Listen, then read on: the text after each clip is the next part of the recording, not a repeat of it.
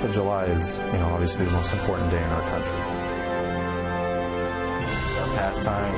It's our holiday. Seeing the flyovers and everything, it makes you proud to be American. I think it's more special somewhat for the fans because they do get to come here and see a great baseball game. You always have a nice turnout. As a player, when you feel that energy from the crowd, you feed off it. It's an honor to be able to play Major League Baseball, and it's an honor to live in this country.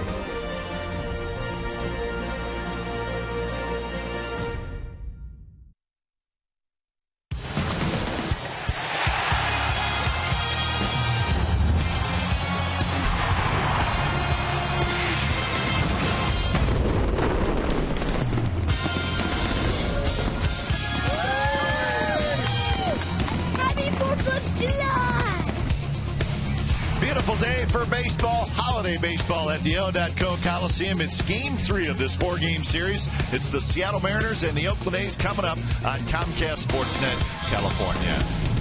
Happy 4th of July, everybody, and welcome to Oakland A's baseball here on Comcast Sportsnet California. Along with Eric Chavez, I'm Glenn Kuiper. Kendall Graveman's going to get the start this afternoon for the Athletics. And, Eric, what a change for him since coming back from the minor leagues. He looks like a completely different pitcher. What do you see he's doing different now than he was at the beginning of the year? Yeah, whatever he did, whatever adjustments he made, it's working. I mean, a credit to him. When he got sent down, he could have lulled for a little bit, but he made the adjustments. He's got his confidence back. He's got that good movement he's always had.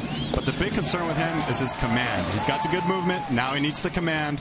And if he gets those two things going, he'll be pretty good. Now he's looking for his 6th win of the year. Felix Hernandez is going to the mound for the Seattle Mariners. He'll be looking for his 11th win of the year. And you faced Felix Hernandez when he was a little bit younger, much harder thrower. How is he different now? Because whatever he's doing, it's still working. Yeah, and he broke into the league when he was 19 years old in 2005, and he's dominated the league ever since. And yeah, velocity has dropped a little bit, but he's got very good movement. He's got very good command with his pitches. And he developed about midway through his career, developed that change-up, kind of off-speed BP fastball. And as hitters, you're looking for that 97, and it comes out 90 with a little bit of sink. Makes it very tough to hit. All right, 3rd start of the year for Felix Hernandez against the Athletics. 2nd here at the Coliseum, and he loves pitching right here in Oakland. So it should be a good matchup. Hernandez and Graveman in Game 3 of this 4-game series. Hope you're enjoying America's birthday, everybody. We'll have baseball when we come back.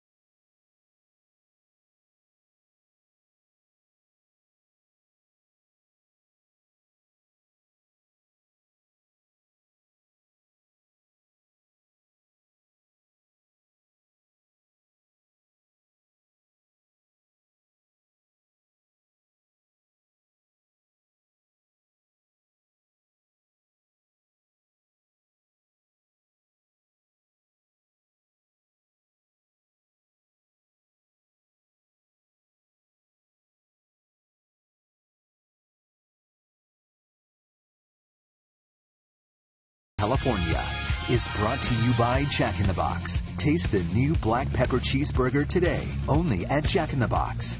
And by Toyota, the full-line automaker with the longest-lasting vehicles in America. Toyota, let's go places.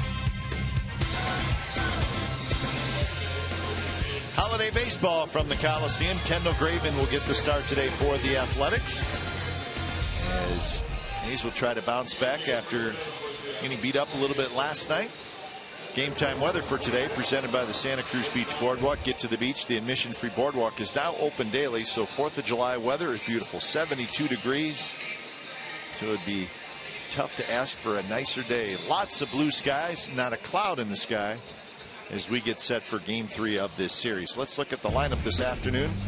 For the Seattle Mariners, Logan Morrison will lead off, then Austin Jackson, Robinson Cano, Nelson Cruz, Kyle Seager, Seth Smith, Mark Trumbo, Brad Miller, and Jesus Sucre. Yeah, and the A's have 24-year-old Kendall Graven making his 13th start of the season, 5-4 in the year, but 4-2 since being recalled from AAA Nashville. So Graveman is ready, and so is Logan Morrison. So we are going to get this game underway. First pitch is a fastball just a bit outside to Logan Morrison. 243 for Morrison with 10 home runs, 28 RBIs.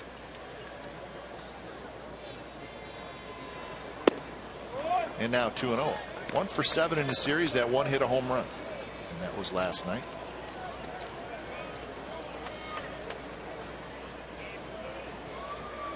Mariners hit 4 home runs last night en route to their 9-5 victory. Laurie, a long run. He may have a play. He will, and he grabs it, falls down, pops back up, and that's the first down. A's defense has Zobrist in left, Burns in center, Reddick in right, Laurie, Simeon, Sogard, Davis on the infield, and Vogt is behind the plate today. Austin Jackson. Like Davis back in the lineup. As the A's getting some of the left-handed hitters in there, as they will face Felix Hernandez today. Austin Jackson takes a strike. Yeah, Laurie sprinting over there by the bullpen down there and sticking with it. Ball's coming back off the left-handed hitter. Goes down and makes the catch. You know that sun's going to be a factor at some point today. It always is in day games here, and there's no better place to play a day game in Major League Baseball. Fastball runs inside to Austin Jackson. Jackson is 1 for 9 in the series, 256 overall. Spent some time on the disabled list in May with an ankle sprain. Hitting second in this Mariners lineup with Robinson Cano waiting in the on-deck circle.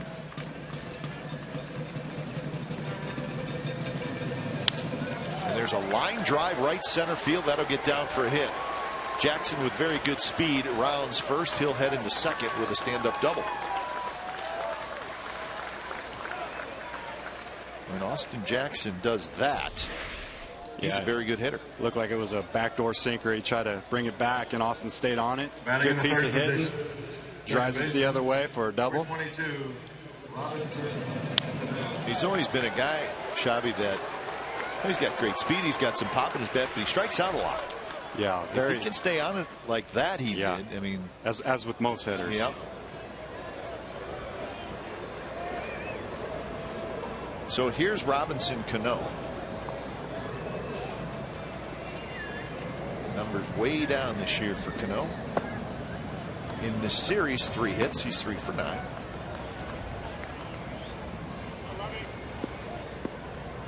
And as Eric said on Thursday night, Cano may be fighting a few things, may not be completely healthy. Umpires today. That's the crew chief, Mike Winters, who's calling balls and strikes. Got the shades on.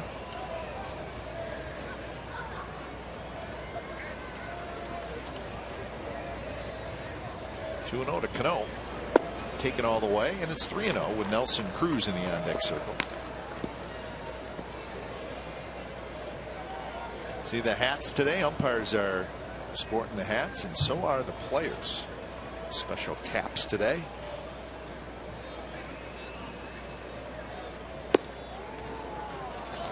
So Cano with a 4-pitch walk. So 2 on 1 out for the cleanup man Cruz.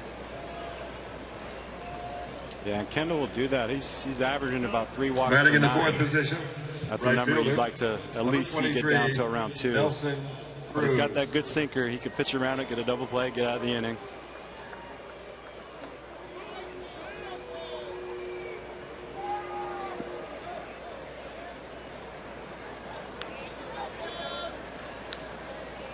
So Cruz, 21 homers. He had a home run last night. He's got 50 RBIs. So you see the jerseys also with the stars on the numerals and on the lettering on the front, which is pretty cool. Swing and a miss. There's that good movement we're talking about down and in with that nasty sinker. Doesn't seem to have great command early in this game, but I think he's going to bounce back, try to get a feel for his pitches. Cruz hitting .305 on the year.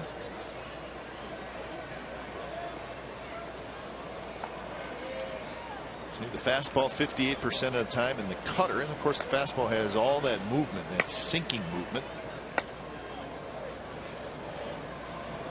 Swing and a miss. Yeah, if he can get that combo going, that sinker down hard in on the righties and then come back with that cutter on the outside part of the plate. He's got good movement in all his pitches. Good little cutter. Starts on the plate, ends up off of it. Cruz can't lay off. Cruz taps that one foul. Vogt grabbed it. Mike Winters, the home plate umpire, called it foul.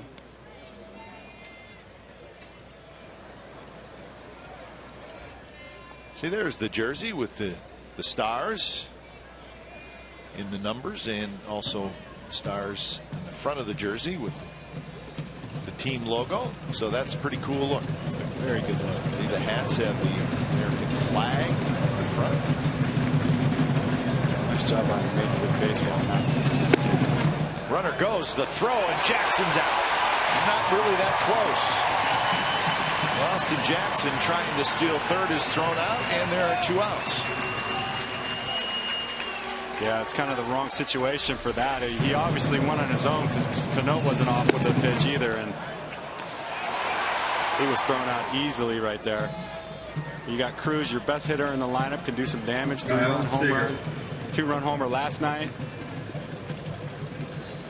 Those are the kind of outs you don't want to make with that hitter up there. Exmo brought to you by Cache Creek Casino Resort. So the count remains 2-2.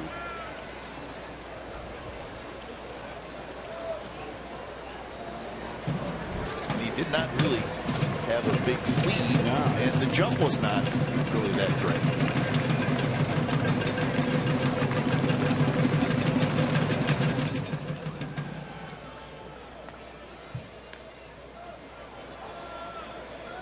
So 2-2 the count to Cruz.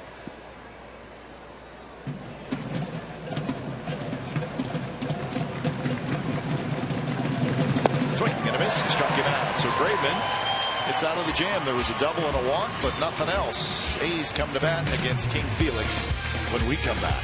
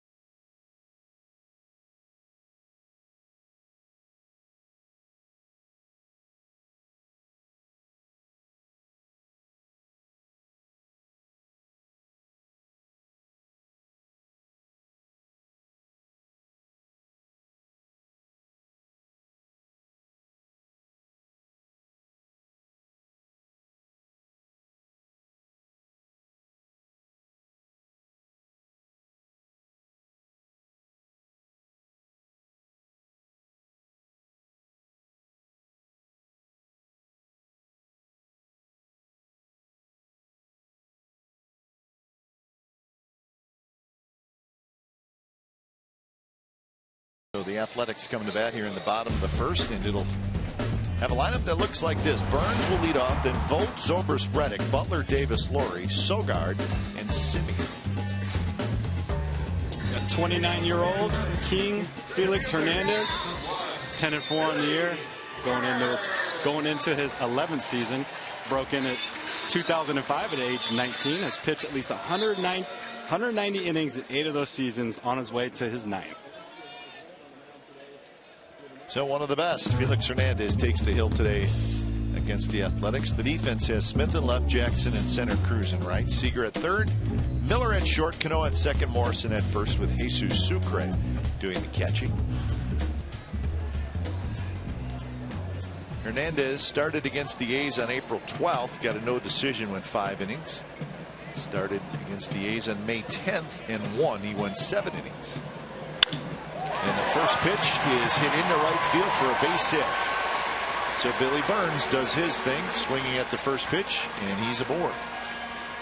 Yeah, I think at some point the league's going to take notice of that and make adjustments to it. But Billy's having really good success, and even when he doesn't get a hit, he's putting good swings on the ball, swinging at strikes, and he's really doing a real good job for the A's in that leadoff spot. And you know what, though, Shabby? I mean, he's been playing now for a couple of months every day. And usually you can notice an adjustment being made by pitchers on a hitter after a couple weeks. But he's been doing that for 2 months, swinging at the first pitch, and they keep throwing first pitch fastballs. Yeah, but he's kind of been under the radar. I mean, just now, I think they're going to start taking notice, and he's doing a good job. He's very aggressive and swinging at strikes, and that's the key for him. So here's Vogt. Vogt 290.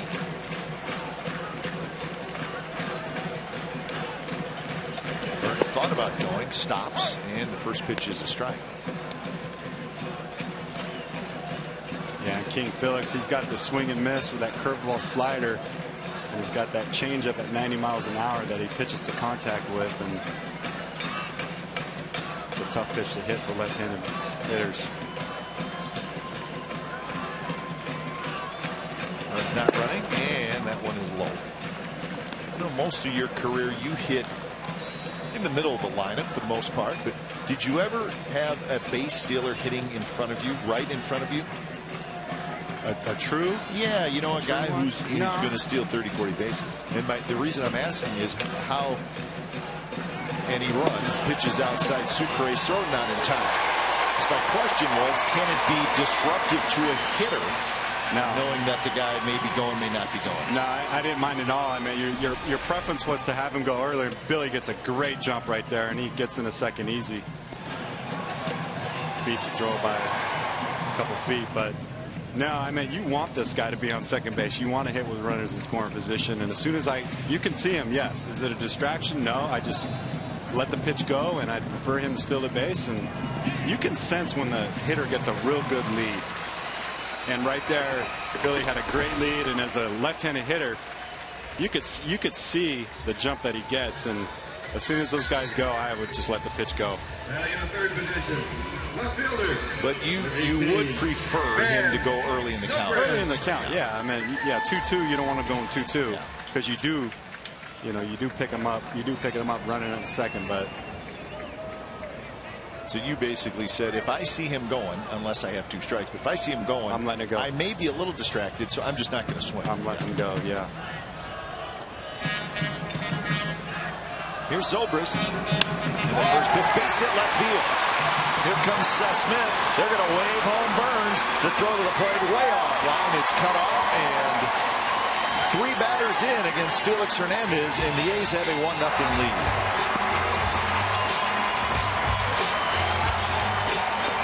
Yeah, great piece of hitting by Ben right there. Stays on a sinker, it looks like, and you can't talk enough about hitting the other way. And A's have the right approach right now, sitting the other way, running the scoring position.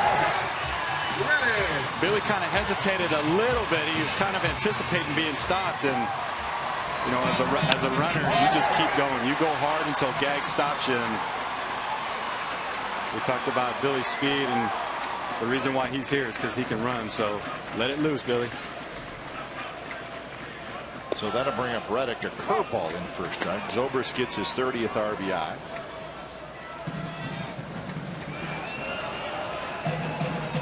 Reddick 3 for 7 in the series. Scored a couple of runs. And he cues that one towards Seager, who scoops it and throws the second for one on to first. Double play.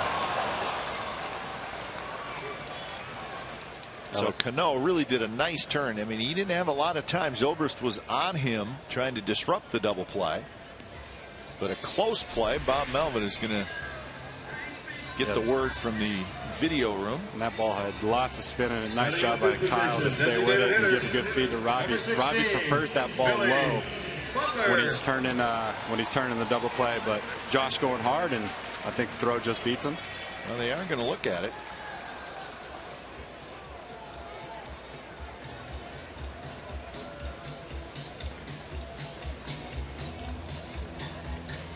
Oh, it's very close. Wow.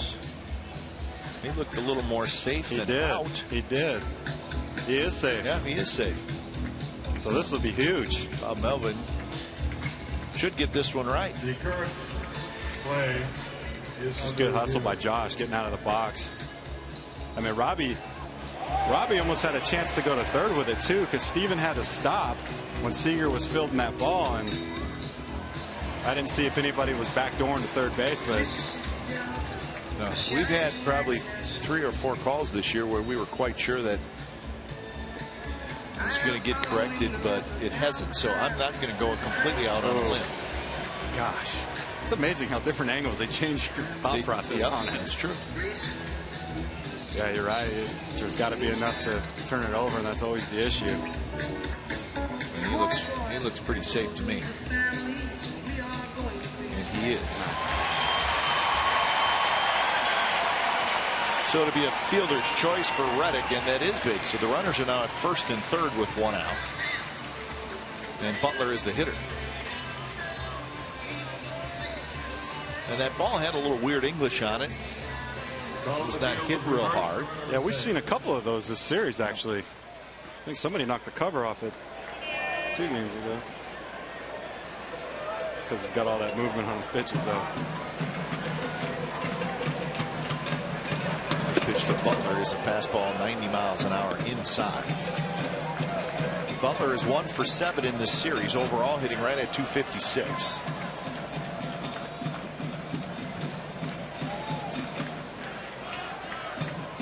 He's 7 for 28 with a home run against Hernandez. Cruz coming in, he's got it, and he gets off the throw, and Vogt's got to stay at third. So tough luck for Butler. He hit a line shot the other way, but Cruz made a decent play, and it just was not deep enough. Yeah, and you don't want to run on that arm. He's got a batting in the can. 6th position, first baseman, 17. But again, I mean, very good signs with the approach from the Oakland A's, going the other way and laying off pitches, tough pitches, and getting good ones to hit and having the right idea. And that's how you hit with runners in scoring position.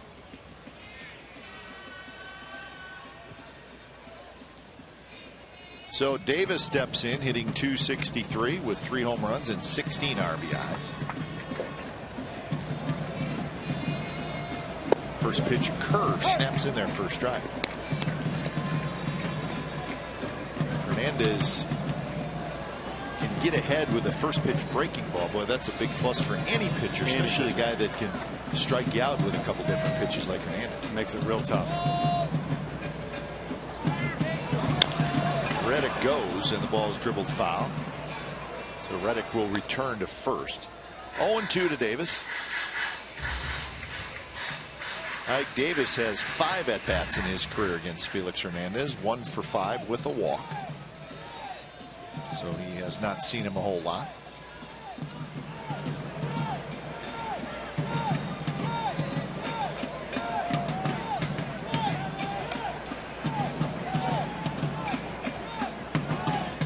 Vogt at third, Reddick at first. Pitch just missed outside. So, I mean, generally Felix Hernandez with his fastball, 91, 92, 93 maybe. Tries to spot it and then get you with his other pitches.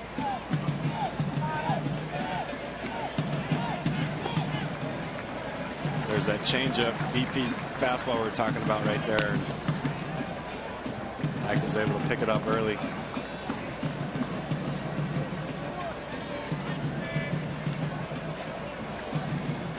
Yeah, he definitely doesn't have the same stuff he had a few years ago, but this guy knows how to pitch.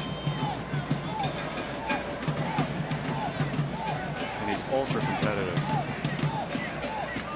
Reddick runs, he steps off, fires, and now coming home, the throw to the plate is in time, excuse me, and Vogt is tagged out. So Felix Hernandez played that well as he stepped off, through to second base, and then they get Vogt at the plate. But a run for the Athletics on the Ben Zobrist RBI single, so 1-0 A's after one.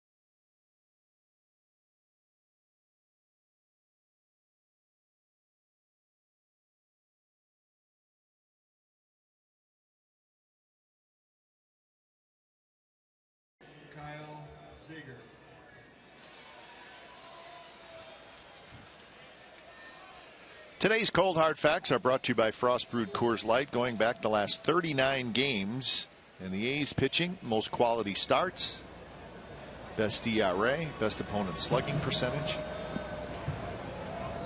5 shutouts. Again, that's the last 39 games. A's pitching staff with the best ERA in the American League overall this year at 3.42.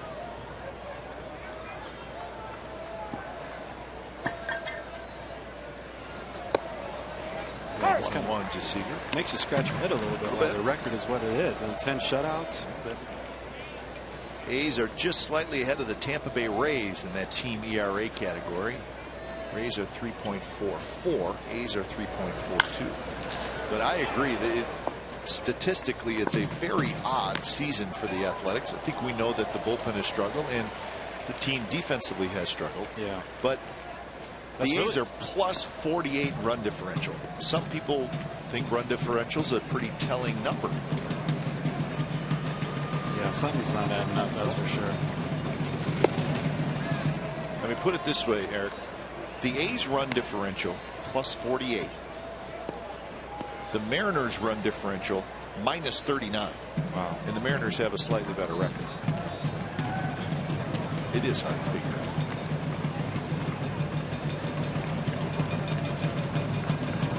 2-2 to Seager. Now 3-2. We'll talk about the record in the one-run ball games too, and you got to point to the bullpen in those situations and the defense. And there's another interesting breakdown. The starters the best ERA in the American League. The bullpen the worst.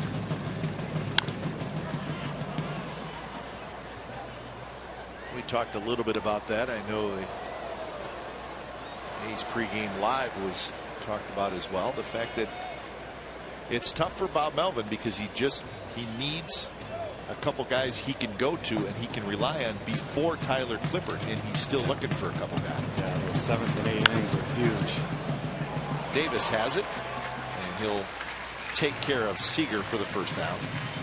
And the way the bullpens are built nowadays, I mean, there's just some monsters in the back end of the bullpens, and the A's have just struggled to get it done. And some of these pitchers, they have the good enough stuff. It's confidence, and you get in these close ball games, and all of a sudden you grip that ball a little bit tighter, and you start questioning yourself a little bit, and you miss over the heart of the plate, and big league hitters take advantage of it.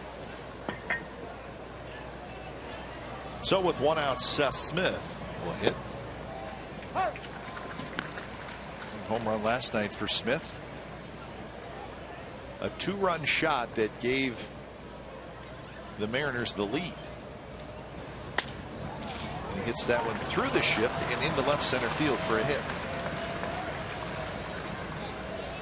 So it was a 3-2 game until Seth Smith stepped up. And he did that. That was a pretty good pitch by Jesse in off the plate. He just brought his hands in and took it out to right.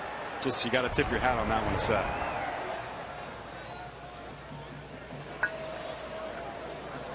So a 1-out hit for Smith, and here's Mark Trumbo.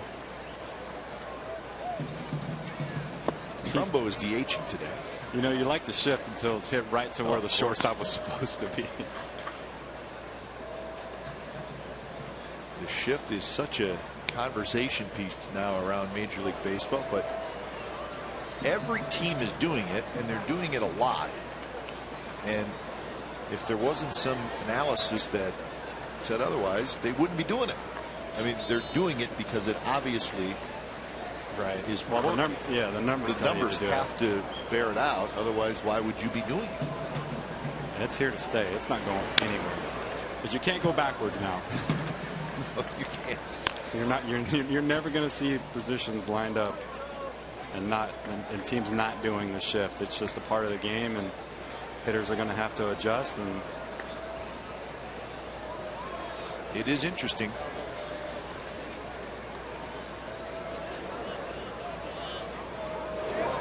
Trumbo hits it hard right to Simeon. And this should be a double play, and it is. 6-4-3, fourth double play turn by the A's in this series. So A's 1, Mariners nothing as we go to the bottom of the second.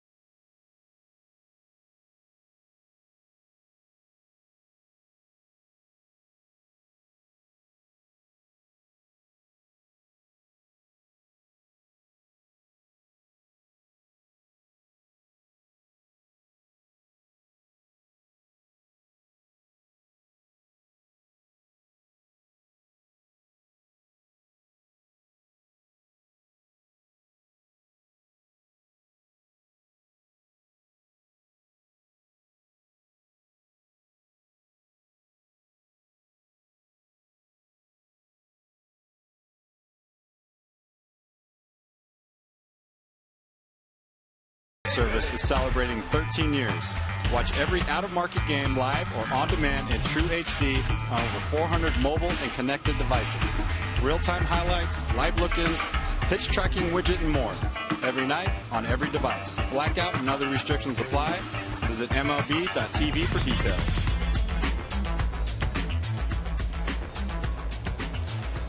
So cotton candy in the 4th of July. Well, it's just one of those days where you just watch a ball game. When was the last time you had cotton candy? Yeah, you know what? I got to be honest with you. I've never been a big cotton candy guy. I guess I sort of can see where it's kind of cool for a kid, but just never did that much for me from a taste standpoint. Right, me neither. Kind of the equivalent to just pouring a little sugar on your tongue and going from there. I'm always down for a chocolate chip cookie. Yeah, that's true. That's a little different category, but it is a popular item. That youngster is just killing it. Get out of his way.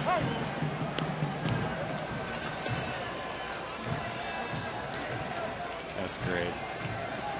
Enjoy it, buddy.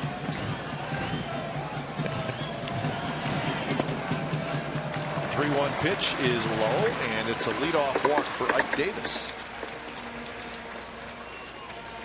So 2 walks for Hernandez.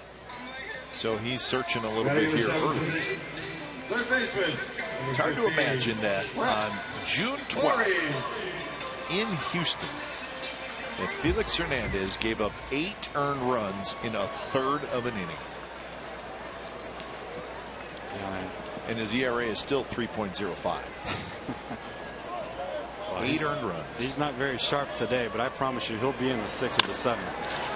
And that one is going to get through in the left field. So Rory finds a hole. So 1st and 2nd, nobody out. And he's definitely not that dominating pitcher that he once was, but he's very smart. He's got the good movement, good command. Kind of jams Brett right there, but the ball finds a hole.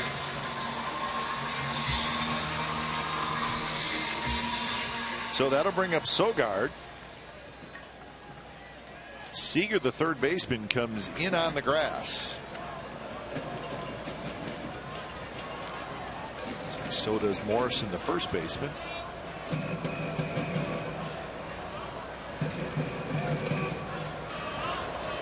Sogard shows bunt. The ball drops low.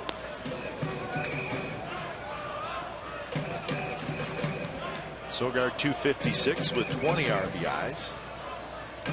He had a pinch hit single last night and scored a run in the 9th inning.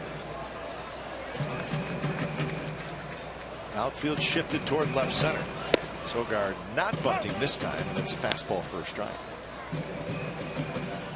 You know, for some reason as a hitter, I always like hitting with 1st and 2nd instead of just a guy on 2nd per se, because I knew what the pitcher wanted to do and where he wanted to go, and he wants to get the ground ball and he wants to stay low in the zone. You know, with the runner on 2nd and first base open, he's got a couple different ways that a hitter can attack you, but right here he's not looking for the strikeout, he's looking for the ground ball, and as a hitter, if you know where the pitcher wants to go, you got to leg up.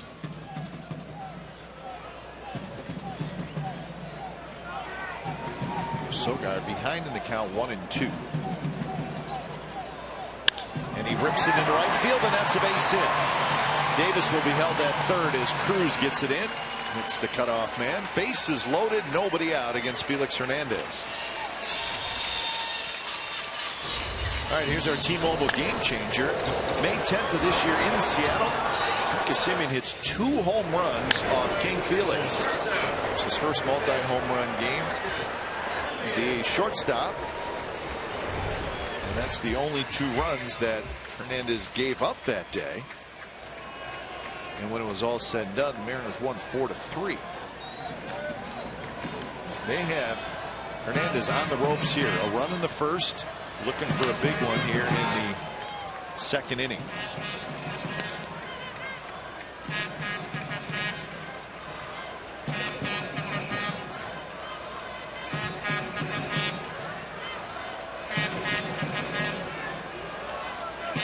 Davis, Laurie, Sogard, the runners. And the pitch went around, says Mike Winters, and it's a quick 0-2. Yeah, and it's tough as a power pitcher when you're used to just rearing back and throwing 97. CC Sabathia has kind of struggled with that the last few years, losing his velocity, and you got to just change your mindset and make good pitches like that. So Simeon on 3 pitches strikes out.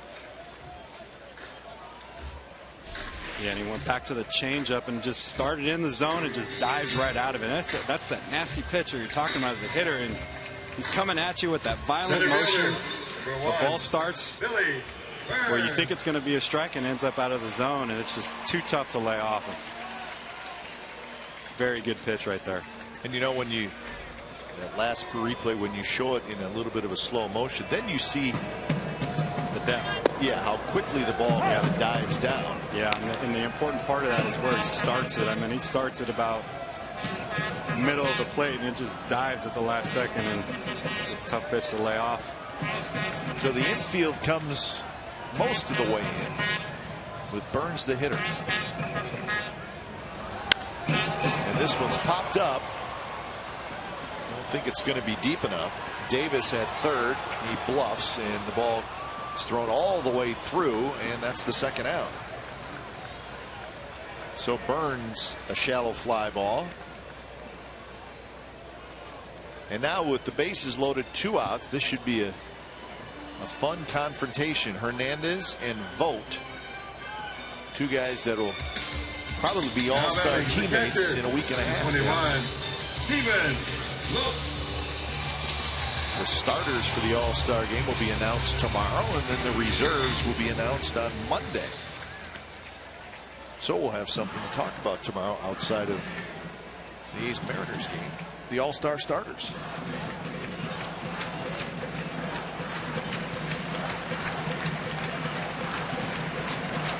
So here's Vogt, first pitch and first strike. I think that's the only at bat we've seen Billy this series put the ball up in the air. I mean, he's been slapping it around. And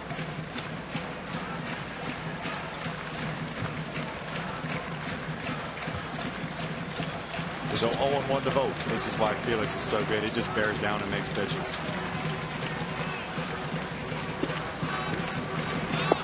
And that one, a fastball at 93, and it had some movement away from Vogt. So now it's 0-2. Good numbers with the bases loaded for Vogt. He's got a couple of grand slams. 5 for 12 overall.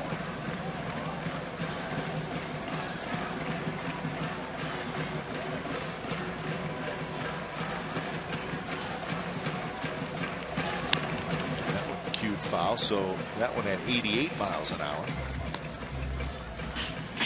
Yeah, and the key to hitting with men on base and the bases loaded in particular is the pressure's all on the pitcher here, and you got an opportunity to drive in runs, and there's no need to change your approach. You get a strike and try to stay in the middle of the field and not do too much. Stevens obviously had some good success with that approach.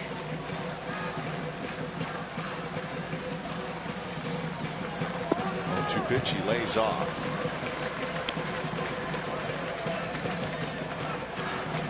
And really, that pitch is the changeup, but it acts more like a split finger, is what it is, and he's got a good one going today.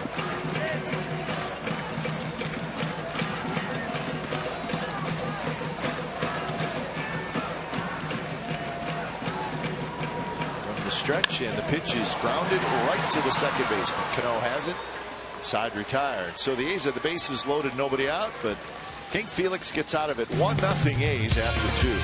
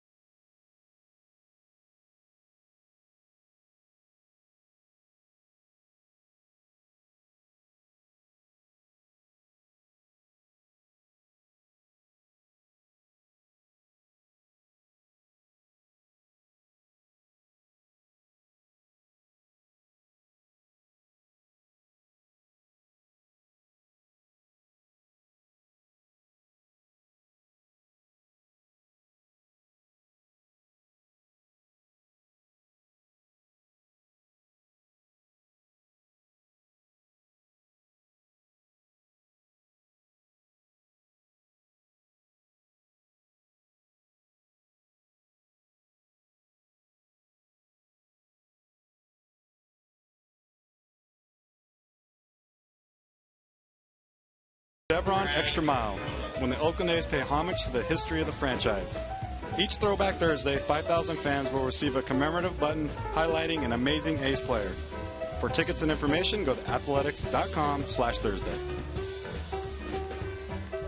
Going to have to wait a while, though, for the next Throwback Thursday. As I look at the A's schedule, July 23rd, Blue Jays will be in town. Brad Miller leading it off. Miller, Sucre, and Morrison 8-9-1 for the Mariners.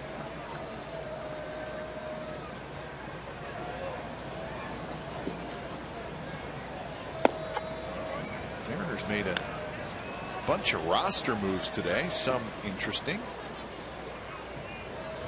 They called up James Jones, a speedy outfielder who we've saw last year.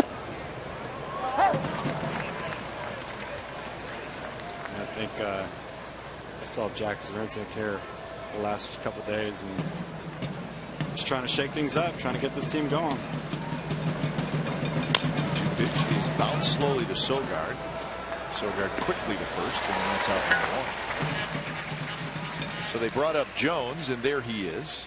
They also brought up a pitcher, Michael Whitehead, a right-hander, and a left-hander, David Rollins. So they brought up two relievers and an outfielder. And off the big league 25-man roster is Elias, who pitched on Thursday. Tom Wilhelmsen, right-handed reliever, option to AAA, and Fidel Nuno, a left-handed reliever. So two relievers and a starter out, two relievers and an outfielder in. So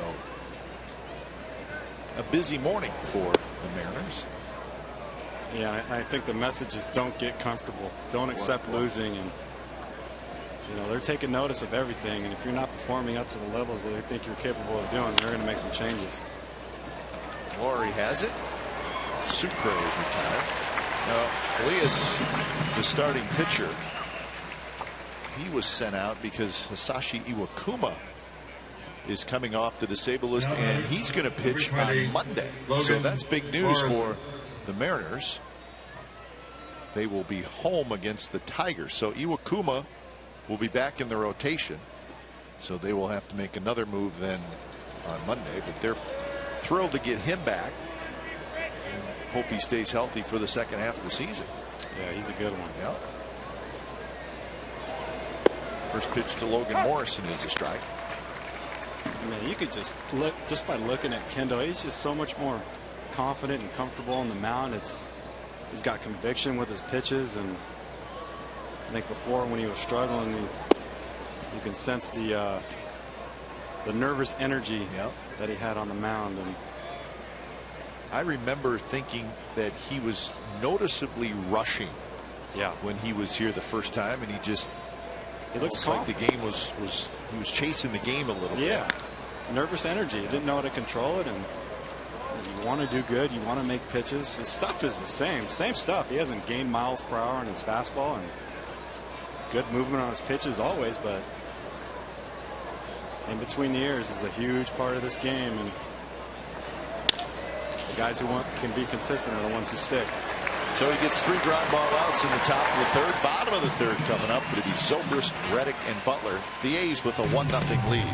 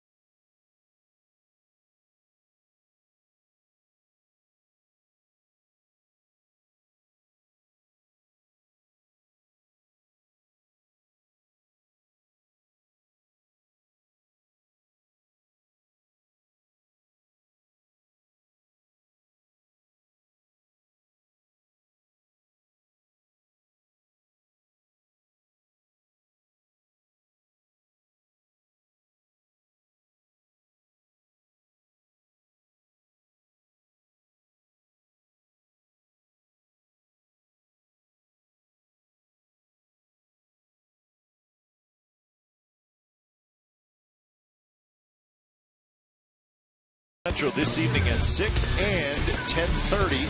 It's on our sister station, Comcast Sportsnet Bay Area. Joe Stiglitz will have our A's post-game notes. Player and coaches reflect on the national anthem and hot dog contest eating highlights, if you want to call them highlights, although a big upset today in the hot dog eating contest on a national level. I haven't paid attention. It's a tease. We'll find it all on Sportsnet Central. Nothing like hot dog eating contest highlights, though, to really make you feel good. I saw you have one last night. I did, a late one.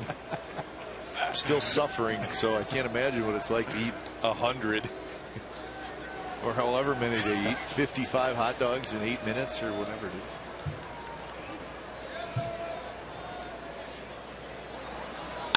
Zobrist on the ground. Cano scoops it up. So 1 away. Robbie looks so stressed when those ground balls are hit to him. Yeah, he just doesn't look comfortable. Man. He's not smooth at all. 22. I think he fields the ball like everybody wishes they could field the ball. But they just are not. He is not concerned at all about the slight possibility that he could miss it. None. And I think people sometimes look at it wrong, where he's lackadaisical, but that's just the way he plays, and he's pretty good at it.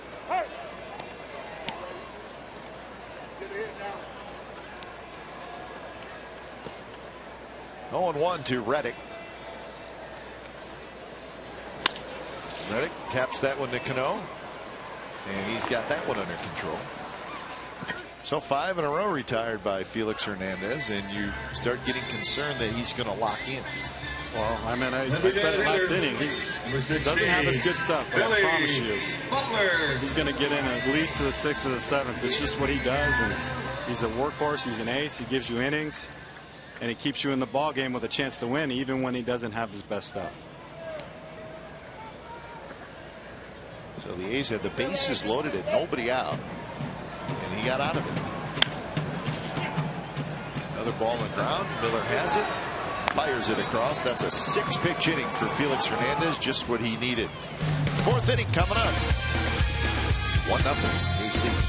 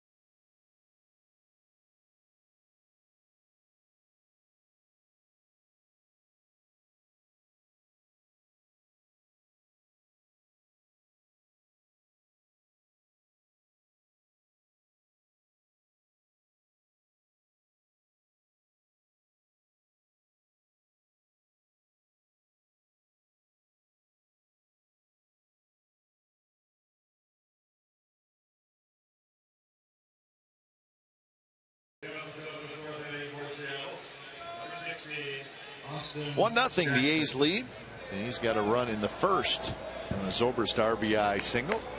That's it so far, as Kendall Graveman has looked sharp. He'll face Jackson, Cano, and Cruz. It's a tough part of the order. The Mariners come into this afternoon's game with a 37-43 record, and they're 20-20 on the road. 10 games back of the Astros in the West coming into today.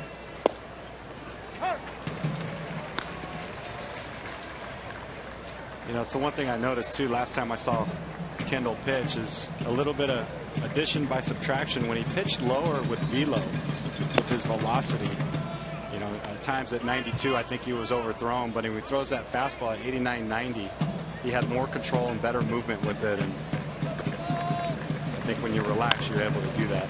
Right back to Graveman. A good pitch at Jam Jackson. So 1 out.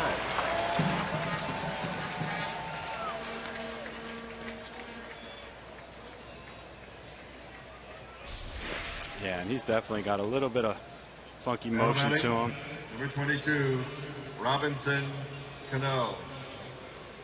Just good movement. Jams Austin, and he's in position to field his ball. Kind of has a little recoil too before he lets the ball go, but still able to field his position. Yeah, I was thinking the same thing. The recoil almost, it looks like it almost keeps him from landing awkwardly or falling off the mound. It's almost like that recoil keeps him fairly well positioned. Right, and it's not really a finish that you want to see from a pitcher. I mean, you want to have them working through home plate and finishing their pitches towards home plate, but that's just something that from an early age, the way he started to pitch, and it's been successful for him, and there's no need to change.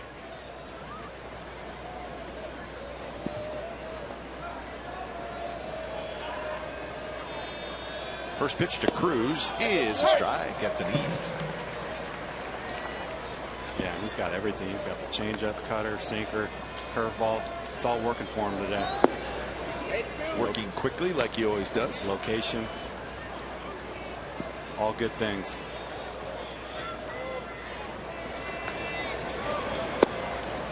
Just a little bit low, but a good spot. If he keeps it down there, he'll be just fine.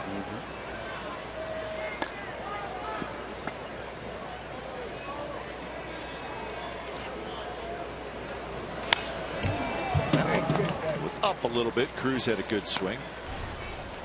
There's the changeup improvement since coming back. With it first time through, the league hit 500 against that changeup. Since coming back, 235.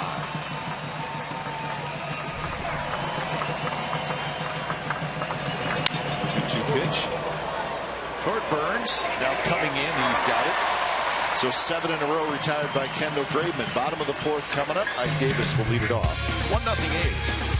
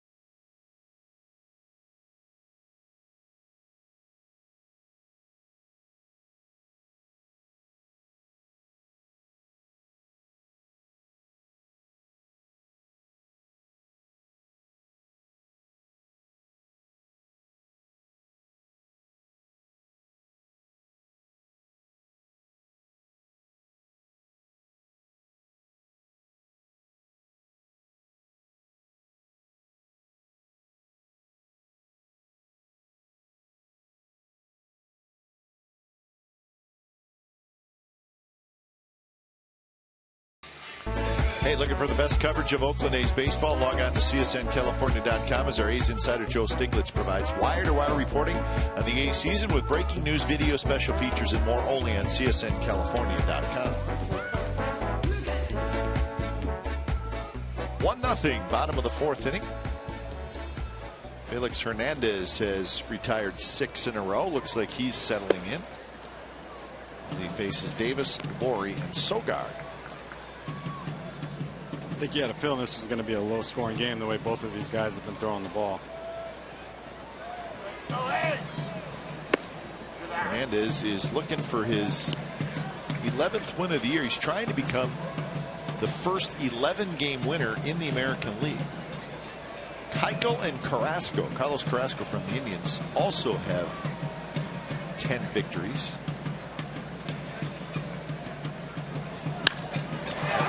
Drilled the left, but Smith turns around and makes the catch.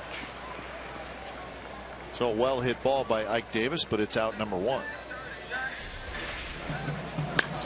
Yeah, puts a good swing. I think the count was 3-0, and he stays in the middle of the field, opposite field, and the ball carries a little bit more in daytime, and Seth has enough time to get back and make the play. So here's Laurie, who had a base hit in the 2nd inning.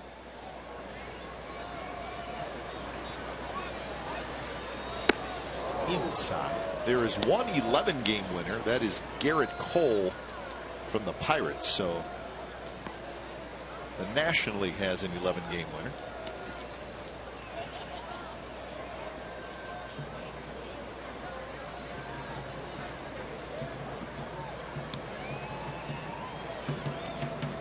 Sogard to follow here in the 4th.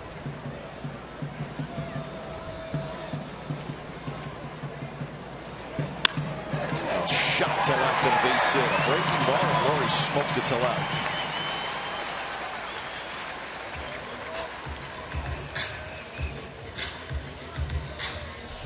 Yeah, looks like Brett gets something up in the zone. You're right, it's that hanging curveball, and Brett is swinging a really hot bat right now, going the other way, pulling off-speed pitches that are very hittable in the middle of the plate, and hits it right past Seager. He's got no chance for that.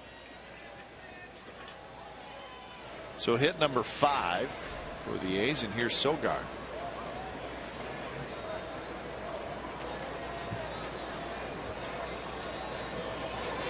Sogard takes a little bit low.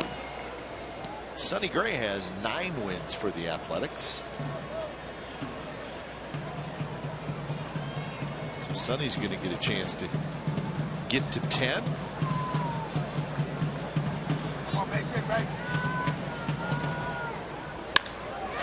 Towards center, Jackson back a couple steps, and he's got it. Eric, it sounds like Sonny Gray's going to pitch on Tuesday in New York. Now that is not completely official, but he's feeling a lot better. And the interesting thing with that is if he pitches Tuesday, he would pitch Tuesday and Sunday of next week. If he pitches Sunday of next week, he would not be eligible to pitch in the All-Star game. Now, he could still make the team and be introduced and go through all the ceremonies. He just would not be allowed to pitch in the All-Star game. If you pitch that last Sunday before the All-Star game, then you cannot pitch in the game, and you will actually be replaced by somebody. Right. Even though you're still considered an All-Star, obviously. And that's unfortunate, but when you're looking at it from the team who's sending the player, the season's way more important than the All-Star game. And you like to be represented, and Sonny's definitely deserving of an All-Star performance, but the season comes first. 0-1 to Simeon. Yeah, the A's are saying, listen, we want to get 2 starts out of him before the All-Star break. Slowly hit. Seager charges. Barehand throws. Not in time. Simeon beat it. Good effort by Seager.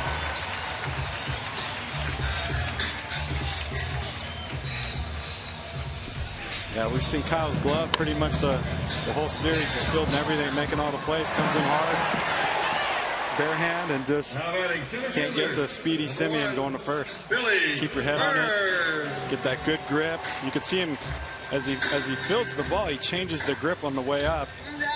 So he gets that 2-seam action, and when you throw from down low, you know it's going to veer off to the right a little bit. You throw it inside the part of the first baseman, and good play by Kyle, but Simeon beats it out. So you're saying you're going to throw a sinker over there? 100%. Yeah. Burns shoots it to Seager, who goes to second. Cano is there. Side retired. So the A's get a couple hits. They strand two, and we're on to the fifth. 1-0. The A's lead.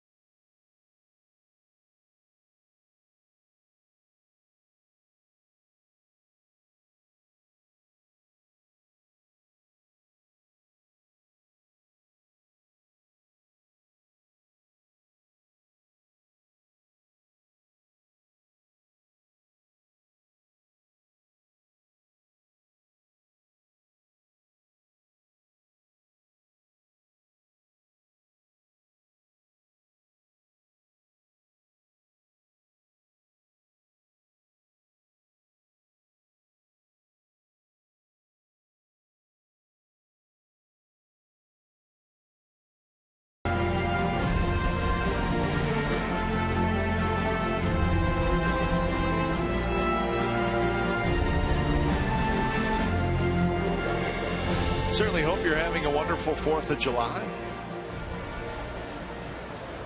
It's cookout day. It's time to eat. That's right. Burgers, dogs, chips, all that stuff that you usually have on 4th of July, right? Yeah. Maybe a couple beers. I mean, I think on the 4th of July, you should eat the good old-fashioned food. Right? Yeah, absolutely. Maybe a little beach time.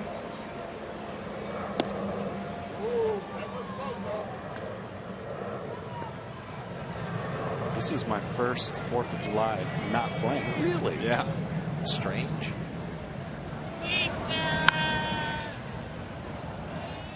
I would think as a player who played a long time, how strange was like February and March for the first time you're not going to spring training? Was that more strange than actually during the season when you're not playing and it's summertime? The transition has not been hard for me. That one's hit to right. Reddick's going back. He's going to have just enough room right in front of the wall, and Seager is retiring. He must have just got that off the end because he put a pretty good swing on it. And day game, we know the ball travels a little bit better than at night. And Now Steven set up away, and it was kind of down and in, and Kyle got to it. Just most likely just missed the barrel just a little bit. Nice play by Josh. So here's Seth Smith, who had a base hit in the second inning. 8 in a row retired by Kendall Graveman. That gentleman's making a good effort. Yeah, and we talk about Kendall's command, and he obviously missed his location on that pitch, but when you miss down, you can get away with it. And early in the year, when he was missing, it was right over the middle of the plate. So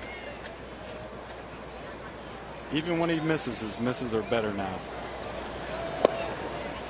There's a strike. 2-1 the count to Smith. Trumbo to follow. So the transition has not been difficult. No, it's been pretty easy. I've kept myself busy. I haven't been thinking about it much either. True. Would you say, though, that you're in the minority as far as guys who retire and can say, you know what, transition hasn't been too bad? Yes, absolutely. it's hard to let go when you do it your whole life. It's understandable. Well, maybe you did the right thing, though. Stay busy. Yeah, that's what. And busy in the game, too. Yeah, that helps. yeah, exactly. Yeah. It's just a great game. I don't want to completely let it go, but it's nice not to have that pressure of having to perform every day. 3-2 to Smith.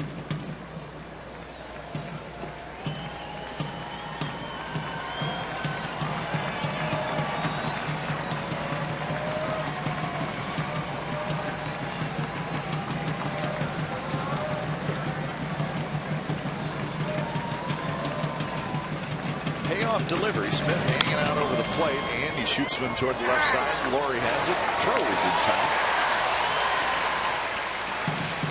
So Seth Smith was trying to get another one through the shift, but Laurie was playing there, and he made a nice play to his left.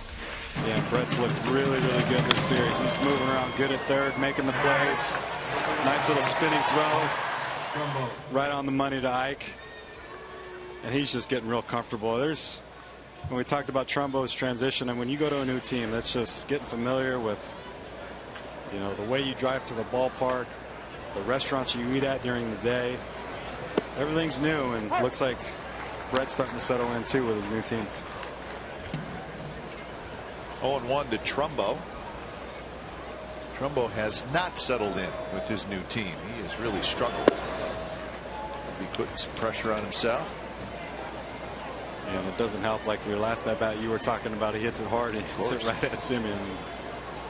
It was June 3rd when he was acquired from the Arizona Diamondbacks to help out their struggling offense. And his batting average is now at 138 with the Mariners.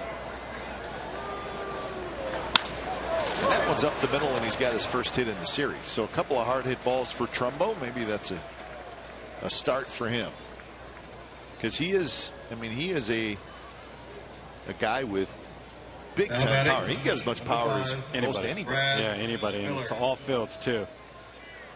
And we talked about that short swing for a big guy. One thing I was impressed when I was with him in Arizona, it's a very short swing. Surprisingly, he doesn't hit for a higher average, but he definitely has line drive power to all fields. So 3 hits now for Seattle. Here's Miller. Swing and a miss. Miller grounded out to the second baseman. His first at bat.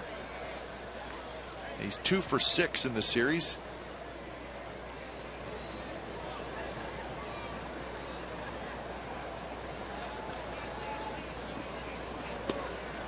Hit one of the 4 home runs yesterday, did Miller.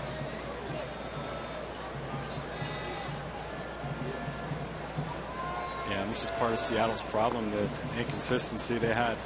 The last game in San Diego, they took 2 games from there, swung the bats really well the last day.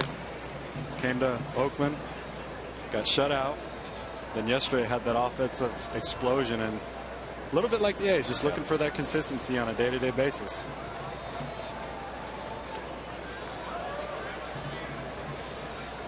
Quick throw, and getting back is Trumbo.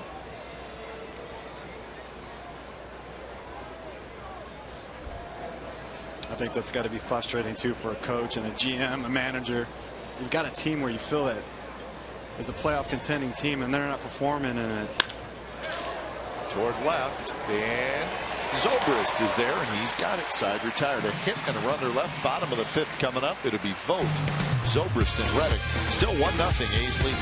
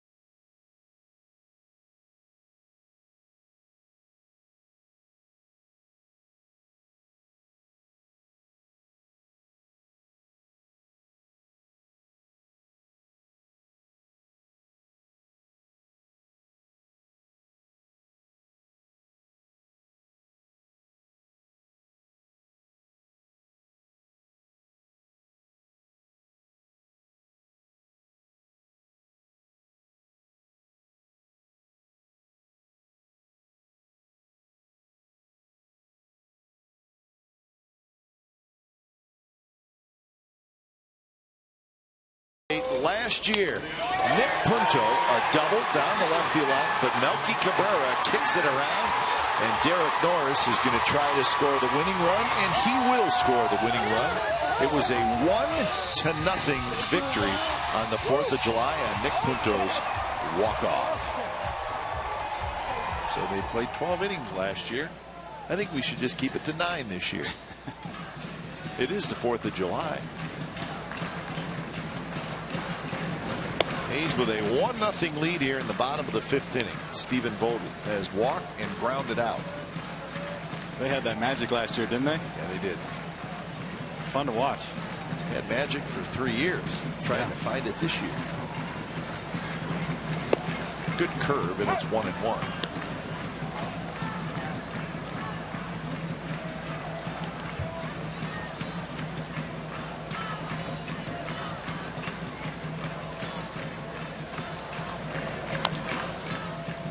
So now 1-2.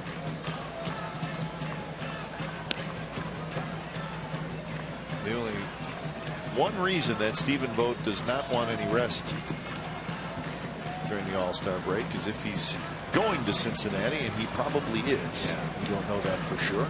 He's had a tremendous year. There's a shot. Cruz coming in. Cruz will short hop, but he kicks it toward the infield. Vogt's going to try for 2, and Vogt's going to make it with a head-first slide. Great hustle by Stephen Vogt.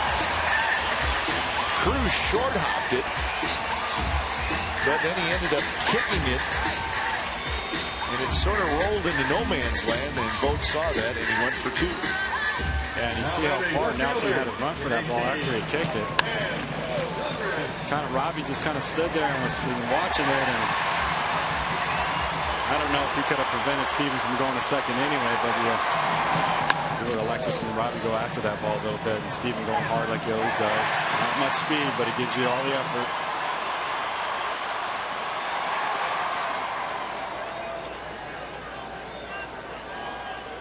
Pete Rose slide right there in the second. Here's Zobrist. And a strike in the inside corner for Zobrist.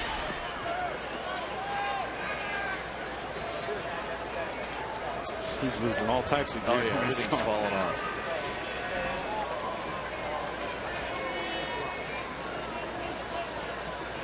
Zobrist had an RBI hit in the first and then grounded out in the 3rd.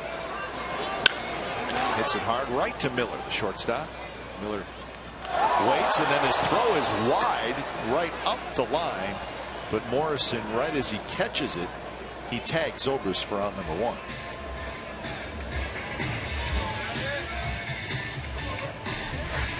Now batting right fielder, number 22. Yeah, that's that dangerous throw right there by Miller. Leaning the first baseman into the runner, and that's when bad things happen, and Lomo able to come up with the throw and put the tag on Ben.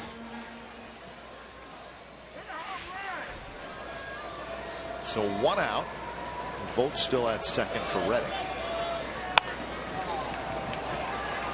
Cano flips to first, and Reddick is retired. So now Vogt at 3rd, but 2 outs. That one right off the end of the bat. So Reddick 0 for 3. Astros lost today. The Red Sox beat them 6-1 at Fenway. So the Astros have their 5-game winning streak halted.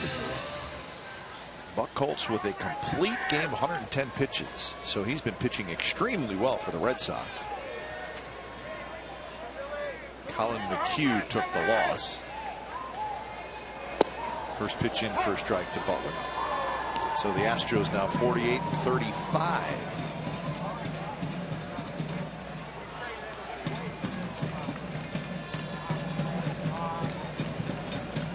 Billy Butler has lined out and grounded to short.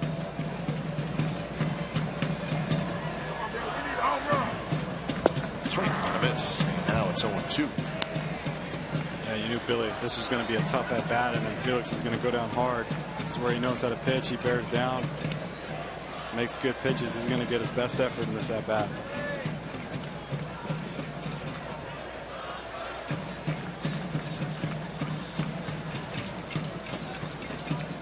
Oh, 2 pitches ripped foul. Heads up, Mike Gallego. Here's our lows never stop improving. Billy Butler in his last 15 games hitting over 300. Good slugging percentage. A couple of homers, 7 RBIs. So it's good to see Billy Butler swinging it and hitting in the 5th spot today. Blocked nicely by Sucre. It's a good feeling as a hitter. You got that 0-2 pitch and Felix comes in off of his hands. He got jammed his last at bat. It's a good adjustment. And just knowing that you can get to that ball, he rips it foul. But that's letting the pitcher know I can get to that pitch, and I think Billy can look somewhere down over the plate, or Felix might go to that changeup.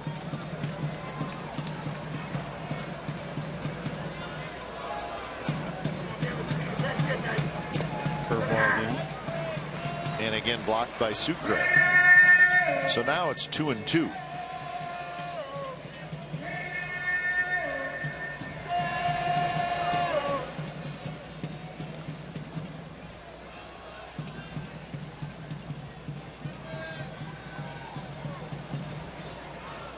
Billy's one of those guys where he doesn't have to cheat to get to the inside pitch. I mean, he just gets that good low we talked about earlier last couple days on his back leg and soft on that front side. And what's amazing about him is he can hit a fastball, and he's on fastballs, but he's also able to stay back and drive those off-speed pitches when he needs to.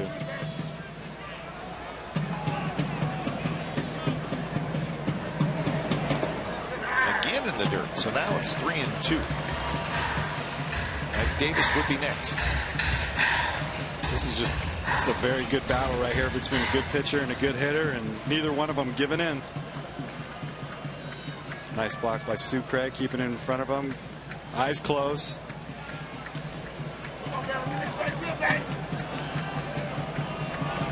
Got him swinging. So second strikeout for Felix Hernandez, gets out of the jam, and we're through 5. 1-0 the A's lead.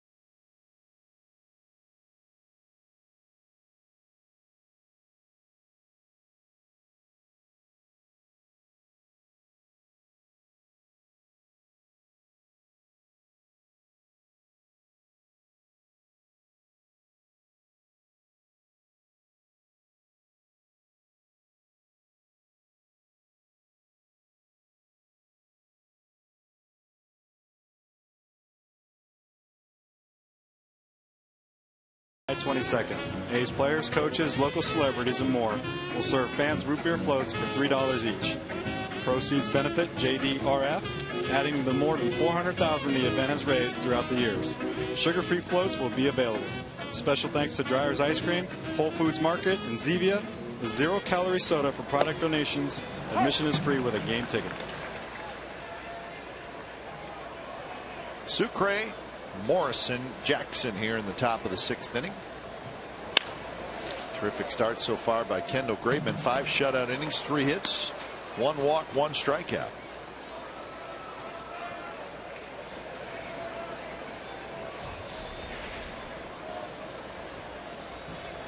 Tough hop.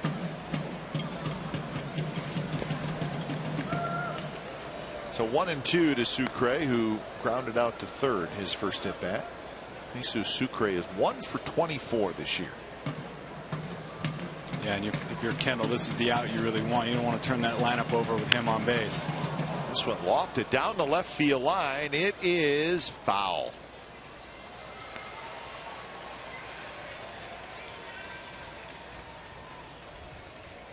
So the count stays 1-2.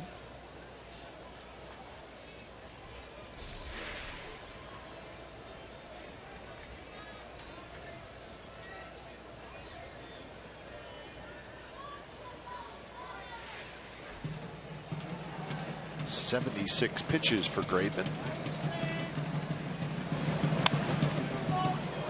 A little flip shot, and I think Davis grabs it. 1 out.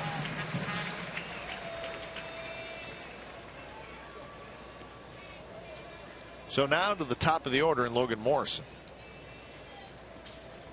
Now batting, number 20, Logan. The Angels and the Rangers will play again tonight in Arlington. Angels won last night 8-2. It'll be Santiago for the Angels, Wandy Rodriguez for the Rangers.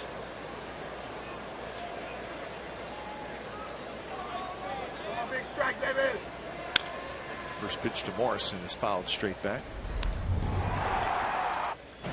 Yeah, Logan off of Jesse Chavez gets that hanging changeup, and he does not miss it. Puts a jolt in there with dead center field, and he knew it right away. As soon as it left his hand, he may not get that pitch back.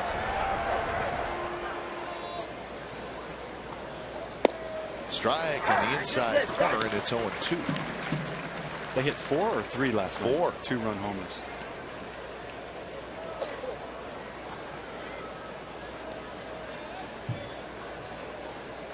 Pretty impressive shots too by all of them.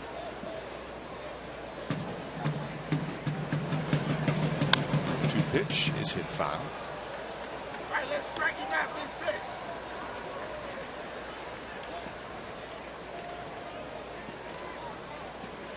Morrison has fouled out, and he has grounded out. He is 1 for 9 in the series. Getting in the leadoff spot for the second game in a row. If you score 9 runs, bang out 13 hits, why not leave the guy in there for the next game? Morrison obviously not your typical leadoff hitter. He's a big guy with quite a bit of power.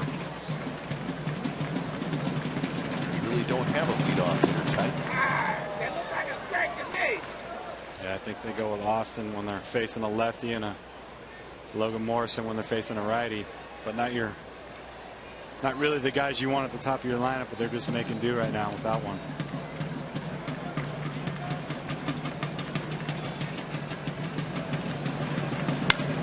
Pitch is hit high in the air to left field. Zobrist is there, and he's got it. Looked like a pretty good pitch to hit for Morrison, but maybe just a little movement away that kept him from pulling it.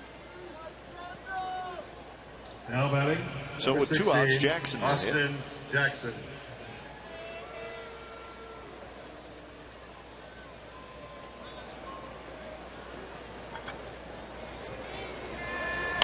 Jackson fouls it straight back.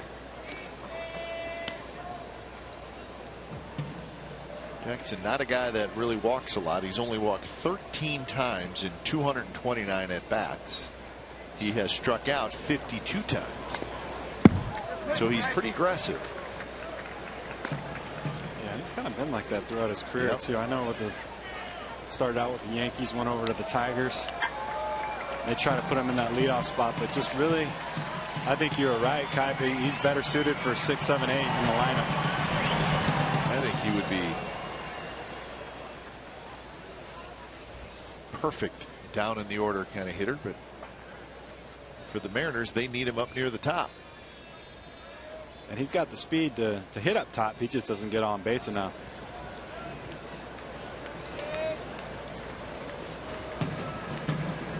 So 1-2 the count.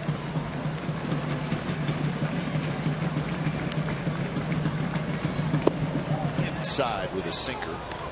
91 miles an hour from Graveman.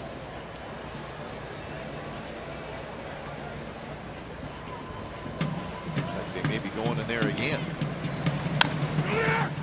Davis charges for the big hop, steps on first side, retired. So a 3-up, 3-down inning for Graveman. Bottom of the 6th coming up.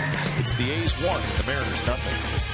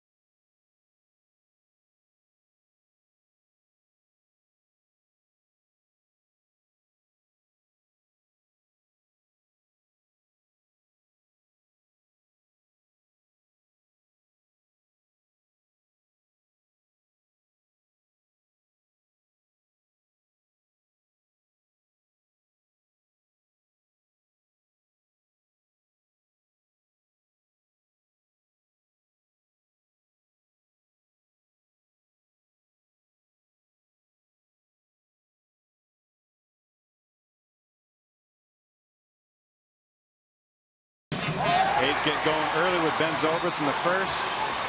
Going the opposite field, scoring Billy Burns. And Kendall Graveman has been outstanding, continuing his streak he has since returning from AAA, and he's got it all working for him, getting the double play right there and doing the job for the Oakland Athletics. Find out what's possible with AT&T. Call 1-800-PICK-ATT, mobilizing your world. A's leading 1-0, been that way since the first inning. They face Felix Hernandez. They've got 7 hits in 5 innings off Hernandez, but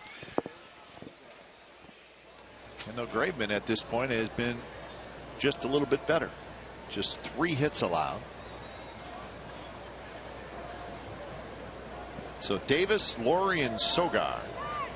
You got a feeling if it's the same score in the 8th, you might see Clipper for 2 today. I was thinking that too. I know Bob's wanted to stay away from that as much as he can, but like you've been saying, his hands are tied. Yep. Looking for somebody to help Clipper down. Line drive at a base hit to left field. Hit number 8 for the A's. A's have also stranded 7 through 5 innings. Now batting third baseman. It's important too for them to scratch another run or 2 on the board and not have to be so tight all the way towards the end, and hopefully Clipper doesn't have to go 2. But nice piece of hitting by Ike right there, going the other way. So Laurie's had a good ball game, couple of hits. Average up to 288. Laurie had a nice month of June, hitting .326 for the month.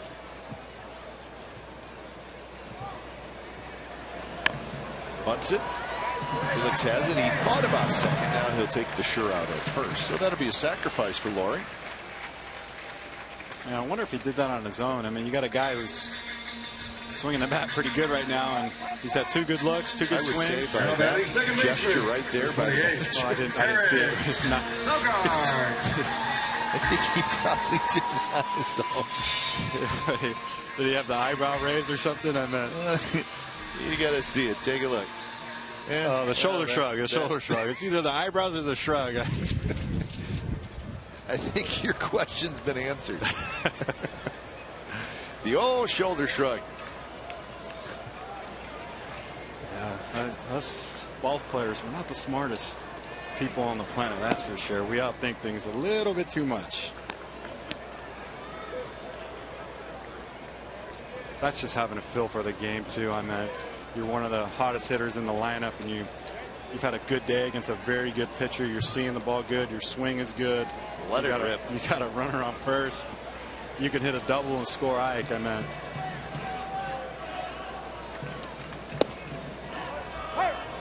1-1 now to Sogard, who has singled and hit a fly ball to center field. the thought is right. The thought process is right. We're trying to scratch runs and put more runs on the board, but you got to understand that you're one of the hottest hitters in the lineup, and we need you swinging the bat.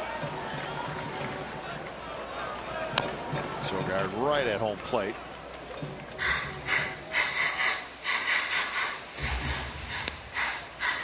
Only 71 pitches for Felix Hernandez, so his pitch count's in pretty good shape. Yeah, and if you are going to lay down a bunt in that situation, do it to the third base side. You don't want any action with the ball going towards Felix or Robbie where they possibly might get the out at second. So if you're going to do that, try the drag bunt, put it right on the chalk line. If it goes foul, if it stays fair, great. But don't have that ball going where they could possibly get the out at second base.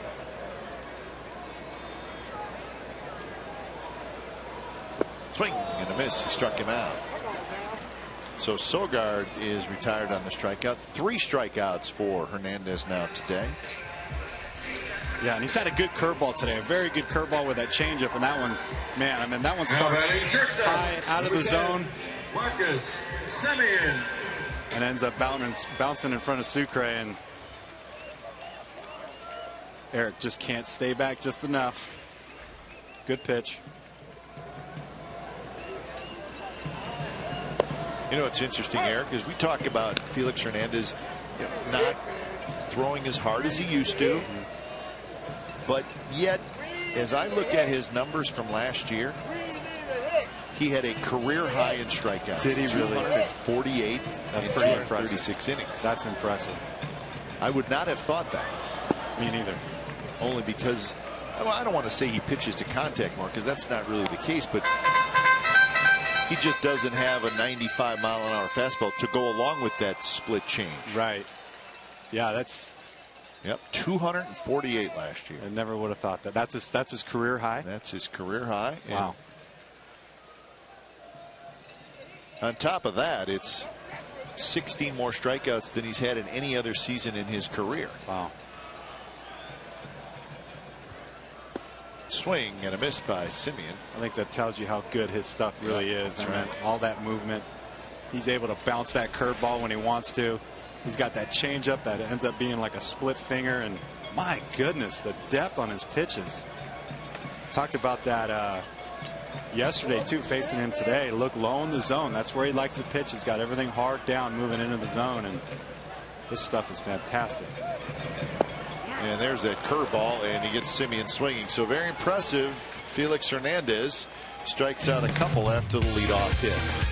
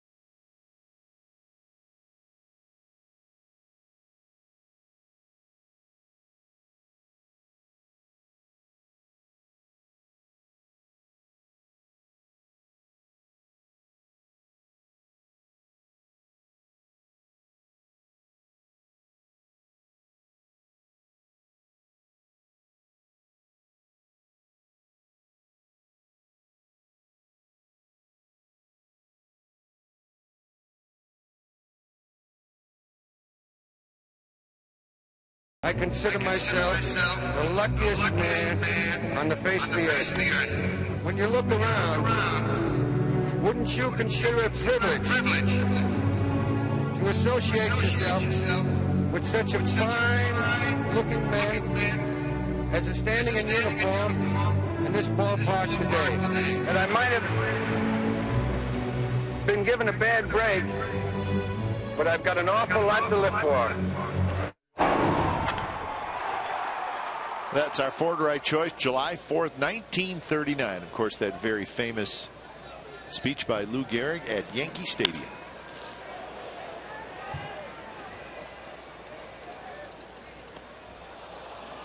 So Lou Gehrig, one of the all-time greats, taken away a little too young, unfortunately.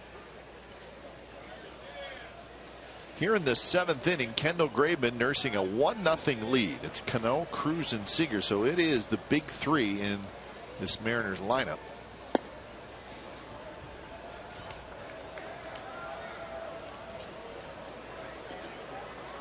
I guess what you're hoping is you don't have to face these guys again, but yeah, it would be nice. 2-1 to Cano, who has walked and grounded out. That walk in the first inning, the only walk today for Graveman, and it's the only walk that the Mariners have received in this series. That's impressive. There's a base hit to left field, and that's impressive. Now that right there is the swing of Robinson Cano that we know. Don't you know? It is a good swing. He's starting to come into his own a little bit this year. He's really struggled the first half, but Nelson Cruz. You know, I pointed out, I was talking about his hard hits this year, and they're same percentage as last year, but his pull percentage has gone way up, and it's been on the ground in the air. And if he gets back to that swing, he'll have a good second half. Here's Cruz down and away. So now we get action in the A's bullpen. 93 pitches for Graveman. And Pomeran starts to throw.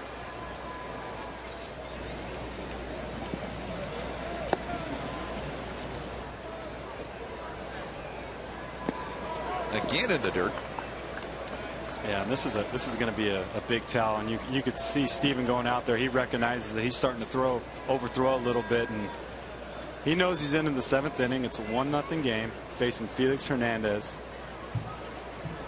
and he's just got to calm himself down like he did the first 6 innings. Very smooth, under control, confident, and you can kind of see the nerves tension on him a little bit come into play just a little bit, and you can tell by those pitches down in the dirt, and relax and let it go. Cruz let it go, and he fouled it back to the screen.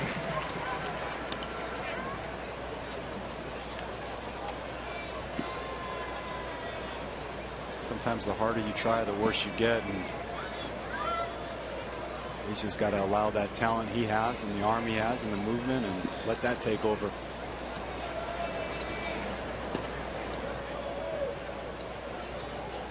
Left-handed hitting Seager to follow.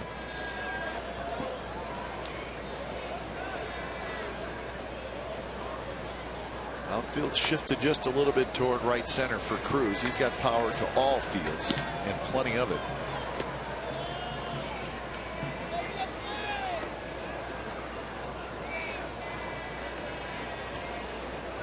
Yeah, and the A's paying attention. Robbie snuck in that stolen base the other night. There's a strike in the outside corner, 2-2. It's a very good pitch, and I'm really giving credit to Steven right there for noticing Kendall's overthrowing those pitches a little bit, and goes out, settles him down, and comes back with 2 really good strikes. And big pitch in this at bat right here. Cruz gets jammed, rolls it foul. Down underneath the hands of Cruz. I mean, if he's able to get a ground ball double play right here, retire Seager, I think you send him back out there for the A's.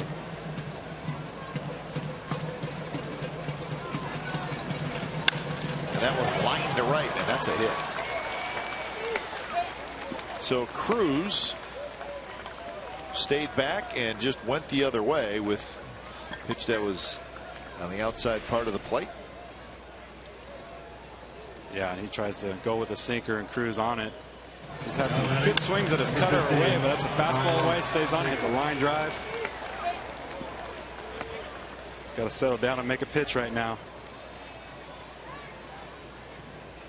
And he's not going to take him out, folks. He's going to go get a feel for him. He's going to say, this is your game. I need you to make a pitch right here. Get us out of this inning. This is your game.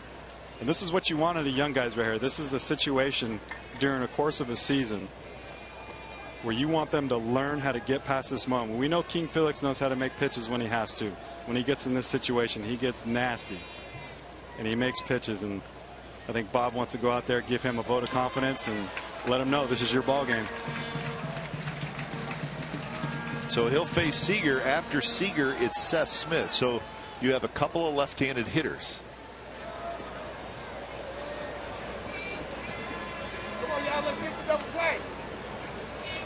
Seager, a ground out and a deep fly ball to right field.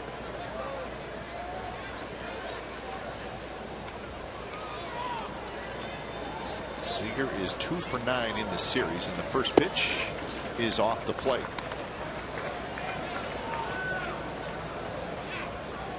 So some tense moments here. Graveman was rolling along, never really got in trouble since the first inning, but in some trouble here in the 7th. Seager pops it up. It's going to be a lot. Zobrist coming in, and Zobrist is under. He makes the catch. So a big out there as you get the tough Seager. Yeah, we saw Seager try to lay down a bunt with 2 strikes and 2 outs the other day with a runner on third, and we talked about him being a run producer. He gets a fastball up and pops it up, but that would have been a good situation right there. Nobody out. Advance the runner second and third. You have the left-handed hitting Seth Smith coming up.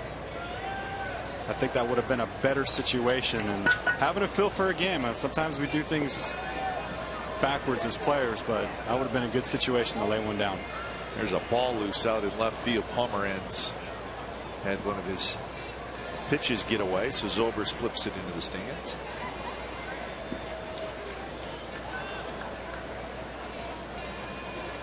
Crowd this afternoon, 18,915. A sellout last night. Smith takes away. Smith with a single and a ground out. So he's 2 for 6 in the series.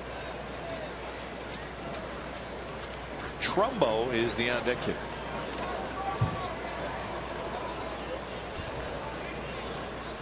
Cano, Cruz are your runners. Good pitch there, a lot of sinking movement.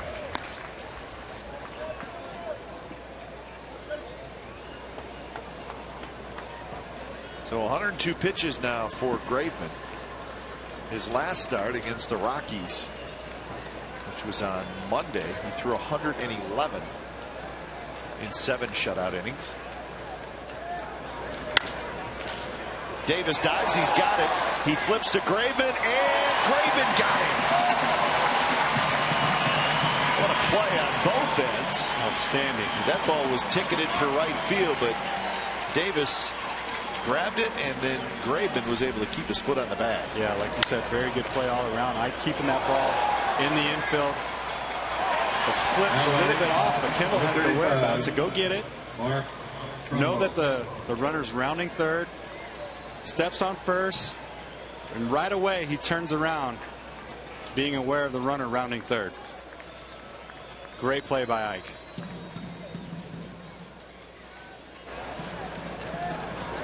Yeah, as soon as this ball's hit, Kendall's going over there like the pitchers are supposed to do, and they don't always do it, but a pretty athletic play on the throw that was offline a little bit, and big play in this ball game right now. So second and third, 2 outs, and Trumbo is the hitter. Trumbo swings and misses at a pitch out of the strike zone.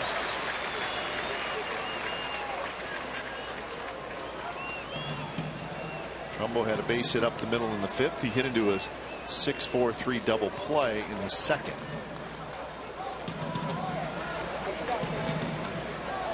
Swing and a miss, exact same pitch, and it's 0-2.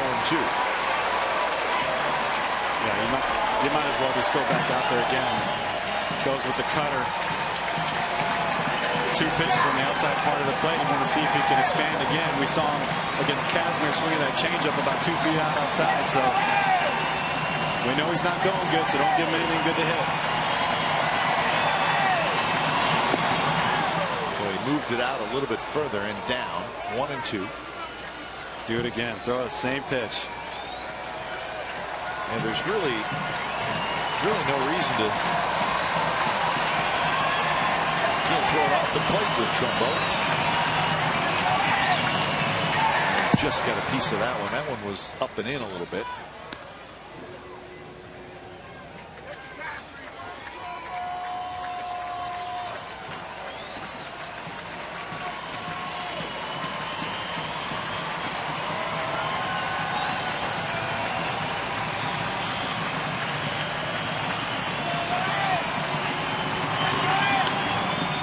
For foul back, so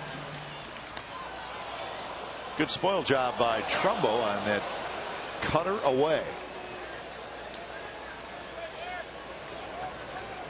So 108 pitches now for Graveman.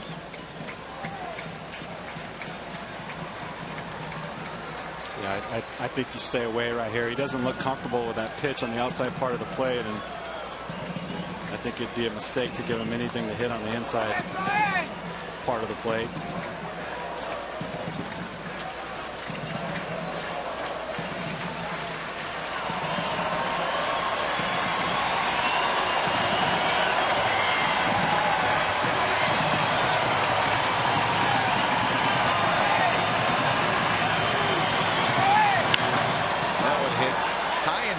Shallow right center. Reddick is over there, and Reddick's got it side retired. So Graveman gets out of the jam. So as we have reached the 7th inning stretch, the A's hanging on to a 1-0 lead behind a terrific performance from Kendall Graveman. On 4th of July, we are going to keep it right here at the ballpark. Echo to break is we're going to listen into a beautiful rendition of God Bless America here, the 7th inning stretch on the 4th of July. Birthday. Please rise and join in the singing of God Bless America with Petty Officer First Class Stephen Powell from the United States Navy. God bless America, a land that I love. Stand beside her and guide her through the night with a light from above. From the mountains to the prairie to the ocean, white would foam. God bless America, my home sweet home. God bless America, my home sweet home.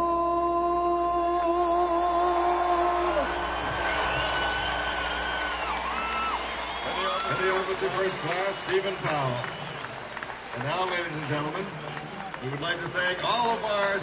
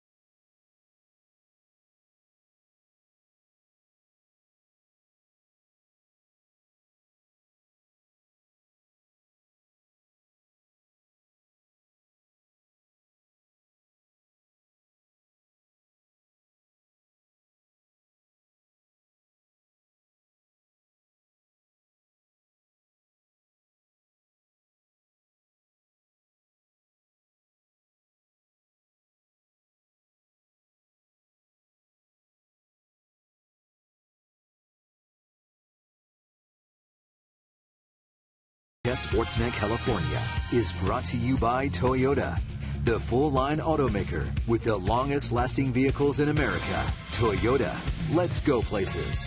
And by Xfinity, home of the most live sports. So 1-0, the A's lead. It's the bottom of the 7th inning. The only run coming way back in the 1st inning. Felix Hernandez is back out there. 76 pitches through 6 innings, and that one's bounced into right field, and Burns has a hit. Hey, he swung at the first pitch. Shocker.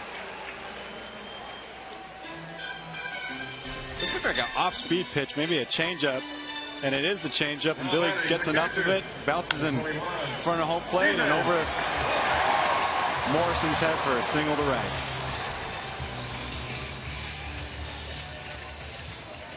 So Burns 2 more hits. Just keeps piling up the hits. These are 9 for 25 against Hernandez today.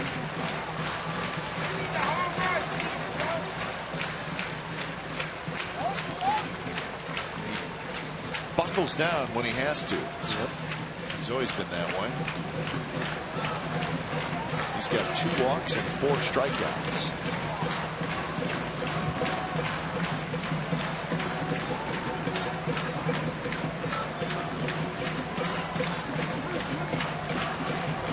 Stephen Vogt in his career has very good numbers against Hernandez. Today's 1 for 2. He's 8 for 14 with a homer. So there's not a lot of guys that have those kind of numbers against Felix Hernandez.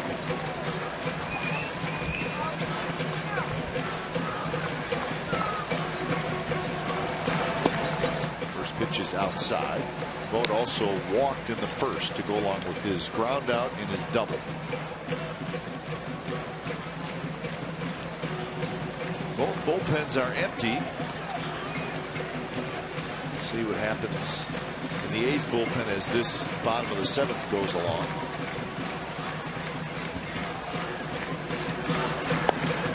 Two 2-0. That pitch actually buckled Mike Winters back there a little bit. 2-0 curveball. Not a pitch you want to swing at right there by Steven, laying off of it, gets the call. This was a nasty curveball right here. My goodness, and you kind of see Mike flinches on it just a bit. Wanted to call it, thought about it.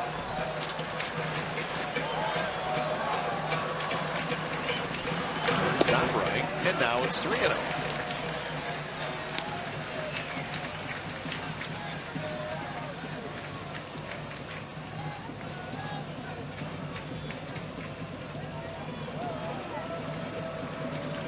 He is not just going to pipe one right here, especially with those numbers against him. And there's a strike. So now it's 3-1.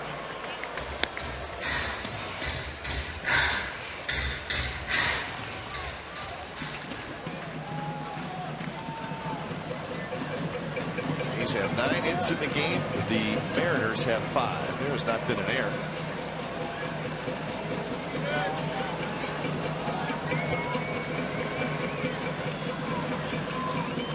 Leaning, not running. The ball's bounced into right field, the base hit. And Burns is going to head for third. Here comes the throw.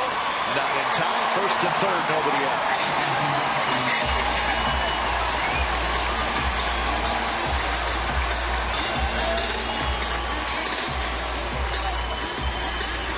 Yeah. We just talked about the numbers Vogt's had against him. He gets another fastball. Sneaks it in the hole right there, rolls it over, and we got Billy Burns off to the races. And we saw him early in the year be a little hesitant on that play, and Billy's just getting really comfortable. And my goodness, what did he? He must have went about 15 feet right there. So he's got some life here late in the game. They need to scratch a couple across. Infield in for Zobrist. Season high 10 hits allowed.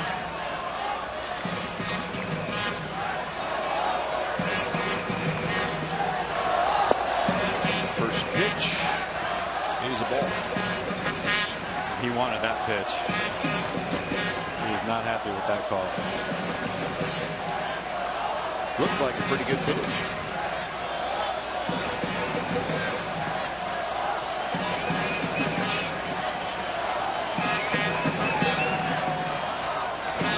Not close, and now it's 2-0.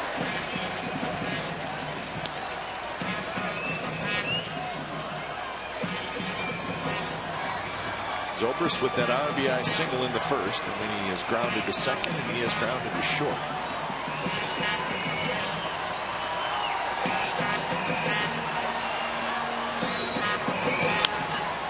This one is popped up to left field. Smith coming in. He's got it. Here comes Burns. The throw to the plate late. Burns slides in safely, and Vogt goes to second. So the A's lead 2-0. Huge run. Had the right guy at third base to tag up right there. Wasn't hit extremely deep, but deep enough for Billy. He goes to the changeup. It looked like Ben was looking for it too. He was on it. He just got under it just a bit, and just deep enough for Billy to score. And he definitely is making things happen for the A's. So Burns with a couple of singles and a couple of runs scored today, and that'll bring up Reddick.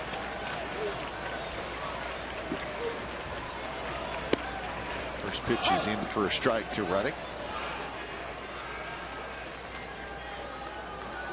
So for Zobrist, a 2 RBI game, giving him 31. David Rollins, left-hander, just called up, starts to throw.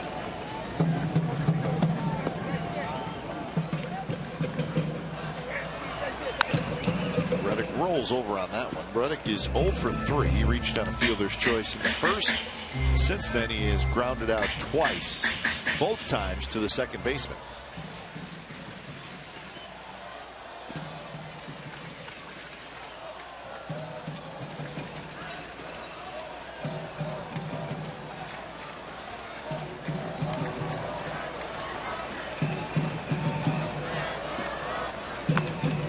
Again, this one rolled foul. Reddick trying to hang in there. Count 0-2.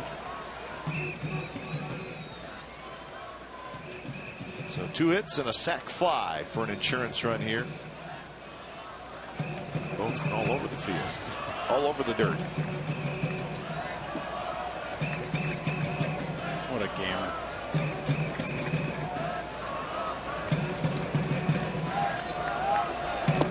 And Reddick chases the ball down, and there's some confusion. Mike Winters says it was not fouled. It was a swing and a miss, or if it was fouled, that Sucre grabbed it on the foul tip. Now they're going to check with, this is always interesting, they're going to check with Mark Wegner, who was about 100 feet away.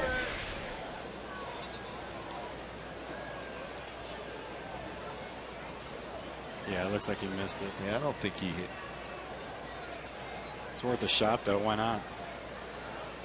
And again, it's tough to tell. And I mean, how could they really change it? I mean, where they, like I said, they're asking an umpire that's over 100 feet away. Right. So it's a strikeout. So Reddick 0 for 4. Designated hitter, number 16, Billy. So that'll bring up Butler. He's with a 2-out hit here, could add another run.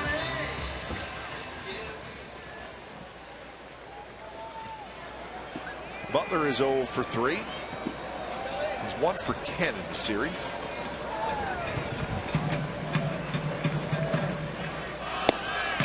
Fastball on the outside corner for a strike. 90 pitches now for Felix Hernandez, trying to win his 11th game, but trailing 2-0.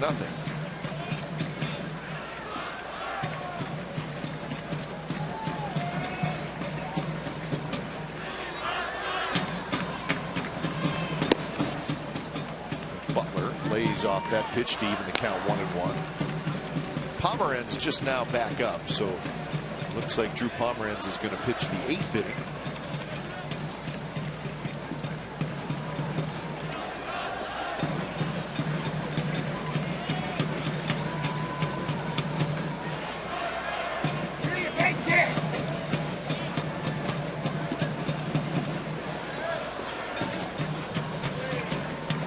Sucre, Hernandez trying to get on the same page. It's not happening.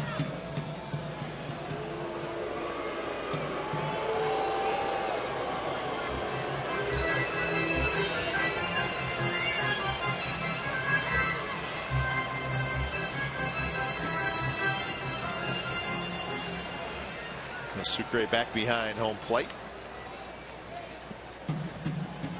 Vogt is your runner at second.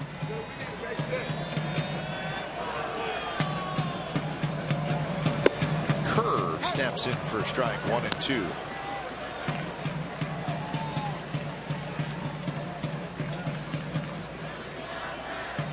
I think Billy thought that one was a little bit up in the zone, but I think it caught the top of it.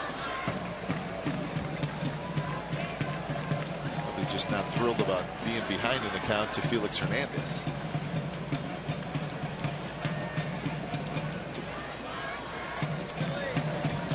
Line out, a ground out, and a strikeout for Butler. Slices that one foul. Into the seats. Top of the 8th inning, it'll be Miller, Sucre, and Morrison. So a couple of left-handed hitters in there. With Pomeranz getting loose.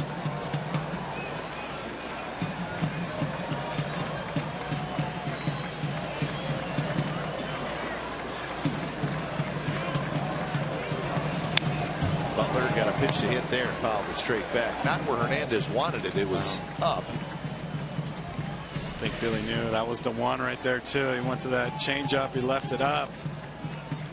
Oh goodness! Look at his eyes light up.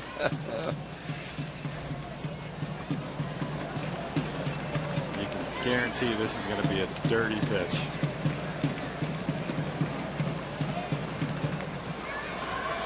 And it was, and Butler strikes out. So Butler got his pitch to hit, but fouled it back. But a run for the A's on Zobrist's sacrifice fly. We're going to the 8th inning. A's 2, Mariners nothing.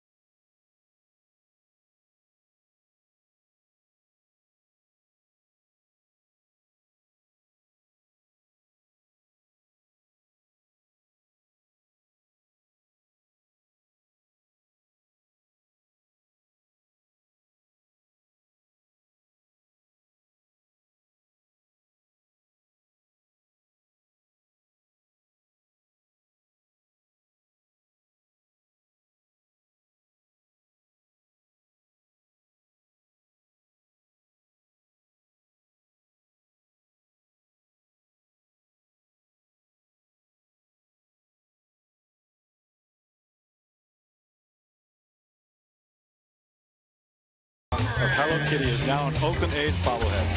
Dressed in an A's jersey and wearing an elephant ears, 15,000 fans can pick up and hug the Hello Kitty bobblehead on Saturday, July 18th. Visit athletics.com/tickets today. Sounded good doing that one.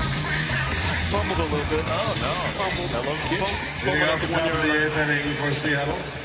Number 5. 2-0 A's lead, top of the 8th inning on the 4th of July. Very patriotic. That's right. Did you see my hat today? No. You didn't see the? Well, I saw you with the blue. Yeah. Oh, that's nice. Yeah.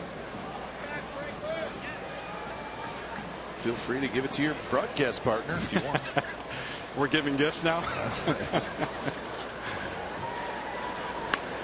Here's Miller, new pitchers, Pomeranz. When it's time for change, think Speedy Oil Change and Tune-Up.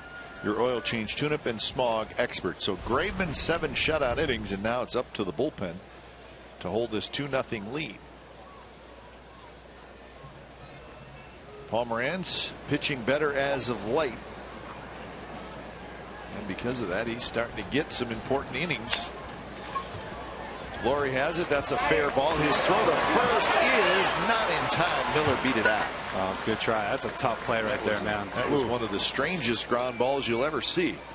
It was just fair, and Laurie, he just had to grab it and get rid of it. Brett did everything he could. It's been the series of spins, I'll tell you that. Some weird spins on some of these balls cued. Brett goes over for a minute. I thought he was going to barehand it, but nice play, stays with it. Gives it his best effort, but there's just nothing you can do about that. Batting for Sucre, number 30, Franklin Gutierrez. So here's Gutierrez who's going to hit.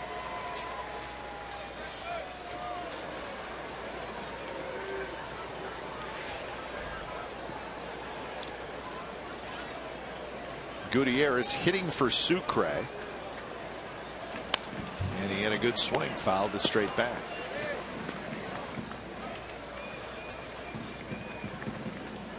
So for Graveman, 109 pitches, 5 hits, 1 walk, 1 strikeout.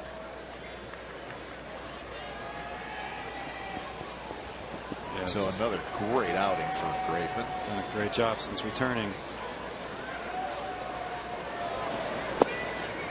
Breaking ball. Gutierrez watches it, and it's low. Morrison on deck. Well, you just don't want to see Cano and Cruz and Seager with runners on base. That's what you're trying to avoid here in the 8th inning.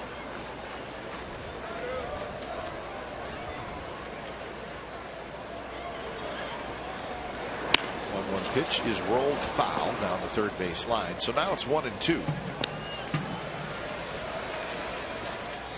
Yeah, I think for Kendall too. I mean, you look at his performance since he's been back, and you got to feel pretty good. Icing on the cake where you've outdueled one of the better pitchers that's been in this game for a while. And all good things happening for Kendall right now. And you got to tip your hat to him for making the adjustment, whatever it was when he went down to AAA. Mental, physical. I'm sure it's a little bit of both. But his mental fortitude to come back from that, being sent down, and he's just done a great job. Fastball in on the hands, and Gutierrez fouls it back.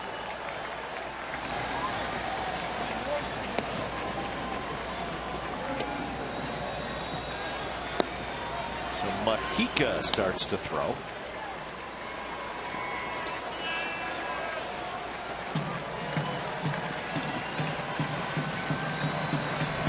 He's looking for a ground ball right at somebody.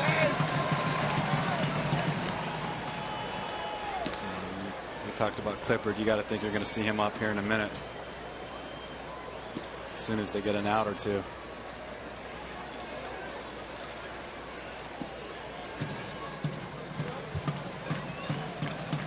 Miller's got decent speed at first. Does not have a real big lead. And that is a little broken bat toward Laurie, who's going to throw to second, and they got him. And Miller stopped running.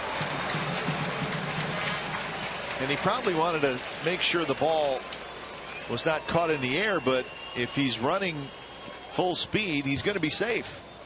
Yeah, that was a risky play by Brett right there, cutting him off, but I think you're right. He stopped, and as soon as Brett made that decision to go at first, I think that's where he should have went, but pretty fortunate that they got him out at second.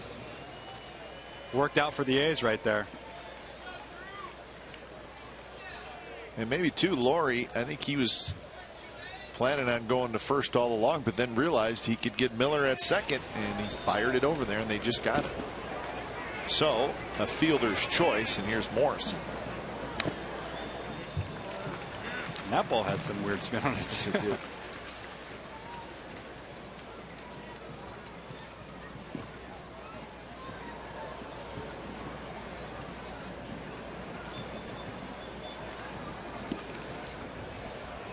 So Morrison facing the left-hander. He's hitting .184 against lefties this year. So Pomeranz tried to take advantage of that. Inside, 1-1 the count. Morrison 264 against right-handed pitching.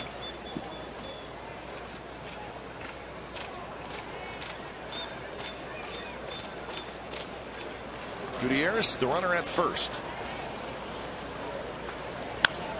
And that one's fouled above us to our left. Morrison is fouled out, grounded out, and hit a fly ball in the left field. So he is 1 for 10 in the series, with that one hit being a home run. Drew just above us.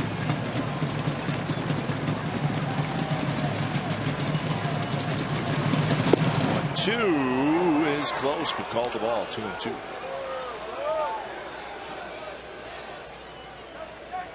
It would not have been crazy to call that a strike.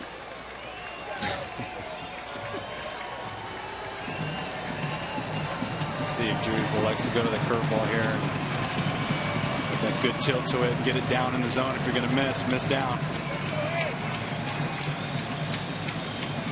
And he got it. Morrison swings through the breaking ball, 2 outs. Good pitch. We try to go for the kill with the pitch before, the fastball away, and he comes back with a curveball. Good tilt down in the zone. 12-6, knuckle curve. Number 16, Austin Jackson. Lomo knew it too. Right as he swung, he's like, oh, I'm going to miss this one. Dirty pitch right there. So Morrison 0 for 4, and here's Austin Jackson. Jackson caught in the air by Sogard, side retired. So a nice job by Pomeranz after giving up the leadoff hit. Bottom of the 8th coming up. 2-0 A's lead.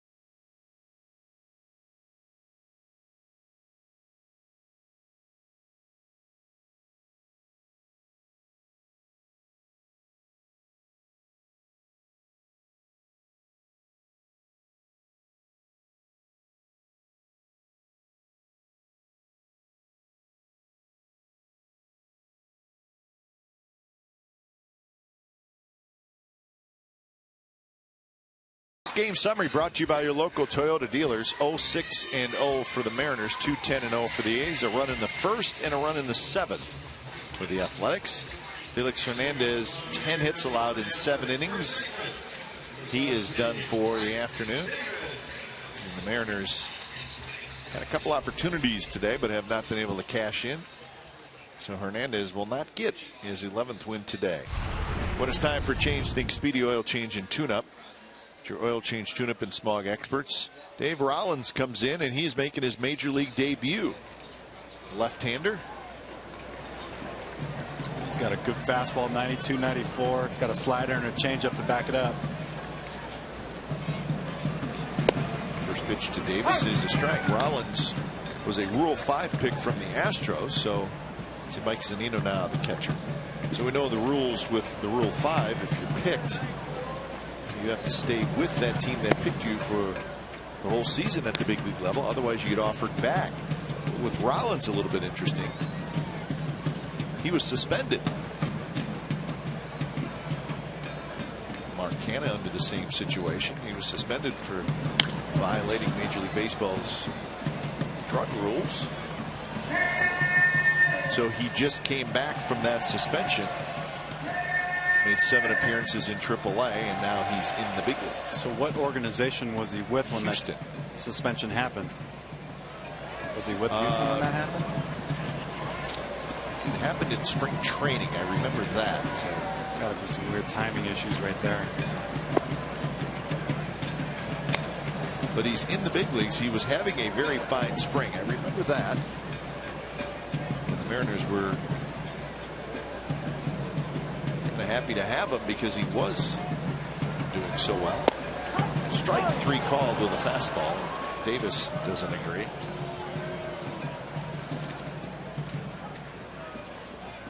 Yeah, it looks like it comes with the fastball. He really likes his fastball. I was watching him on video. He throws a lot of fastballs. 92, 94. That's a good spot for it right there. Now batting third baseman, number 15. Strikeout call by Mike Laurie. So here's Laurie.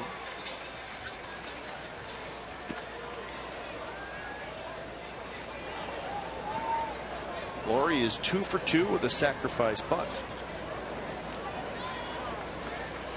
First pitch is a fastball strike on the outside corner.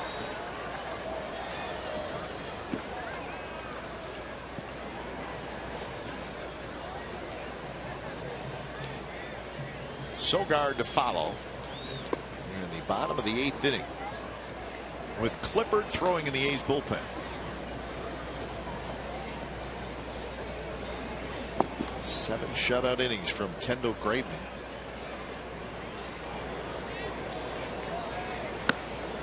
Just can't say enough about the starting rotation. It's just been terrific. Just doesn't seem like any of the starters ever really get knocked around. They've done a real good job.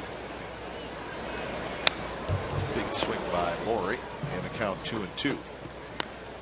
Sonny Gray tentatively plans to take the mound on Tuesday at Yankee Stadium. So Bassett is going tomorrow? Bassett's going tomorrow. And then there's a decent chance Bassett may be sent back out. Laurie drives one to right field. Cruises back. Now he settles underneath it. So 2 outs here in the bottom of the 8th inning. Series started with Scott Kazmir. He was terrific. A's with the 4-0 shutout. Mariners had just 2 hits in the entire game.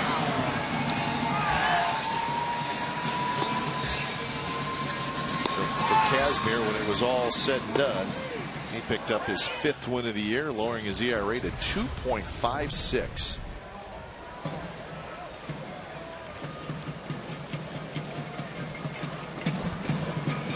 First pitch to Sogard, a bit outside.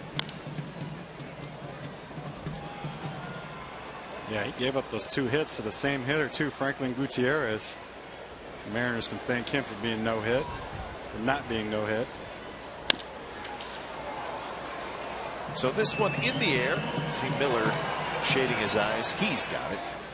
So David Rollins in his major league debut has a 3-up, 3-down inning. Clippard coming in to try to save it. 2-0 A's.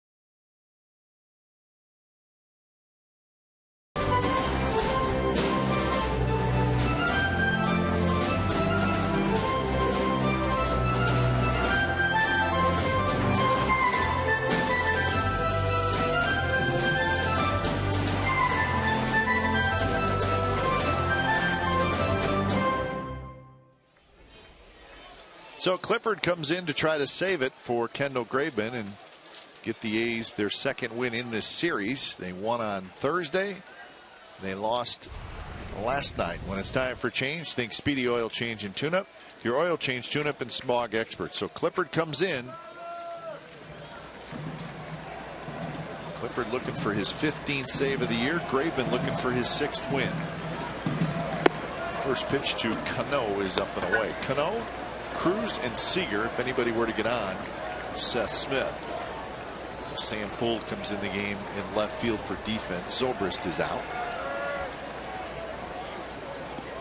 Clippard last pitched on Wednesday, an inning in the third. He got a save against the Rockies. Strike with a fastball, 1-1 the count.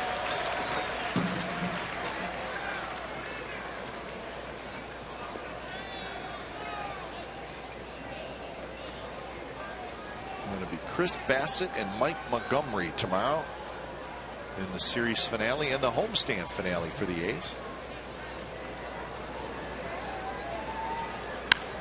Cano got a pitch to hit there, and he fouls it into the seats.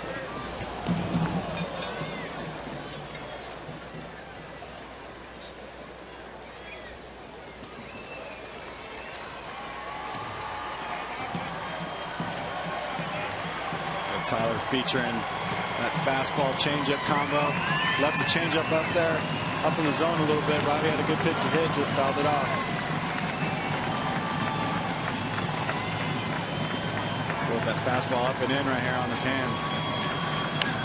Fouled straight back. Good pitch.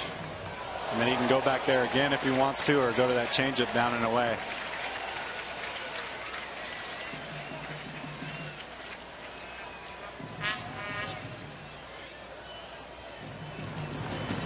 So 1-2 the count to Robinson Cano. 5 hits in this series. And he swings at a pitch in the dirt, and he'll get tagged, and that's out number 1.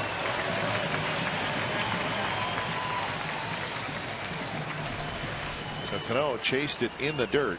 Yeah, and that had some funny spin to it. I don't know if that was a changeup or a curveball. Looked like he had a changeup grip in his hand. Number 23. That ball was tumbling. Robbie couldn't lay off of it. So with 1 out, here's Cruz.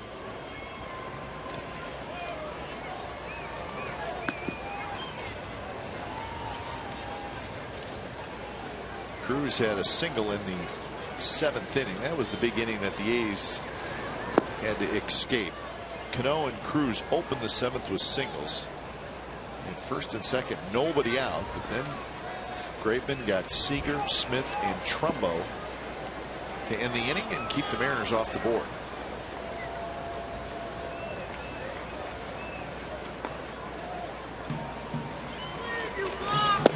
In for a strike.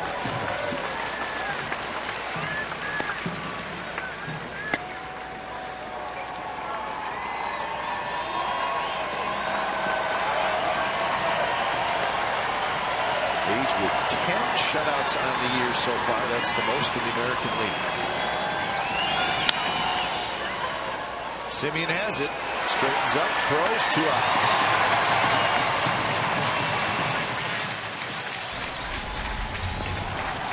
Here's today's Honda player of the game, and it is Kendall Graveman. 7-inning pitch, 5 hits, 0 earned runs, and he's outpitched King Phillips.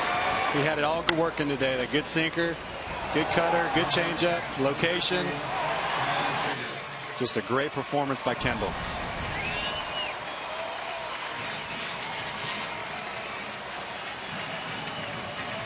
So Seager steps in as the final hope for the Mariners.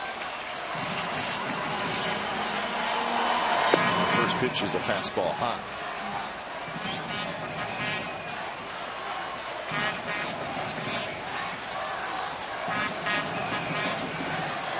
Seager is 0 for 3.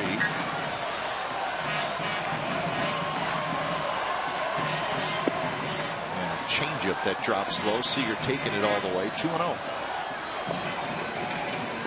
First place Astros lost earlier today. The Angels and the Rangers will play later on.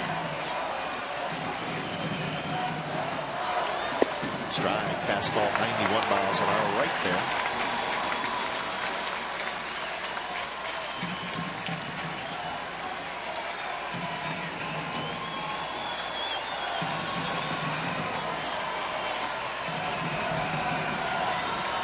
Seager shows bunt, pulls the bat back, and the pitch is called a strike. Laurie was playing over and back. Seager just trying to get the tying run to the plate. So 2-2 the count.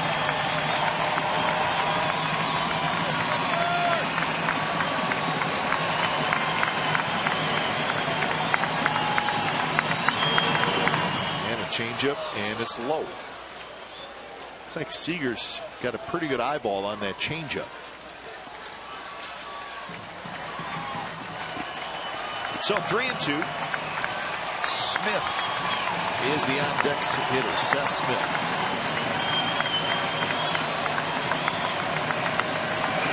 That one's hit high in the air. Laurie will watch it go into the seats. I think he swung at ball 4 right there. He's asking the home plate umpire maybe the same thing.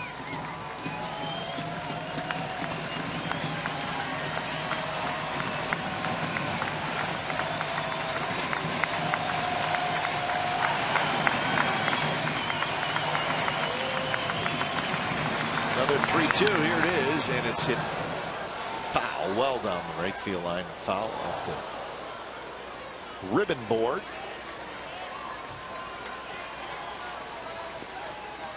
So Graveman for 7. Pomeranz pitched the 8th, and now Clippard here in the 9th. Just the way a manager likes it. And Seager fouls it straight back.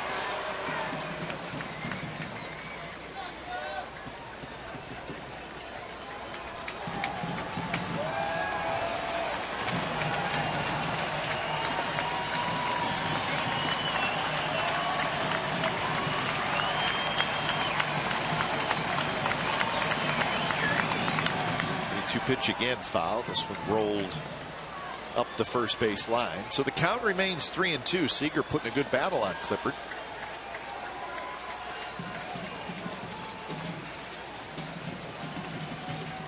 So a 9-pitch at bat already.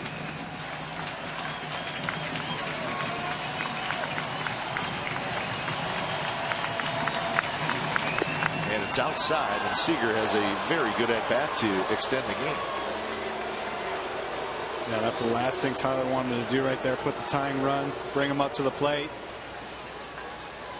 And a dangerous guy. Yeah. Seth Smith, if you drop him in his happy zone, he has got good power. He's got 7 home runs this year.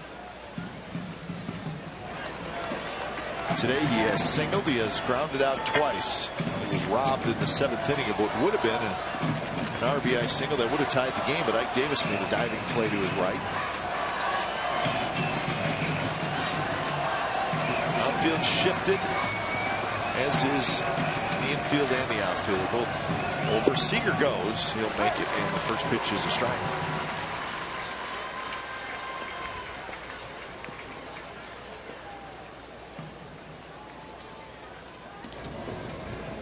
So the Mariners get Fernando Rodney up. Trumbo is the on-deck hitter.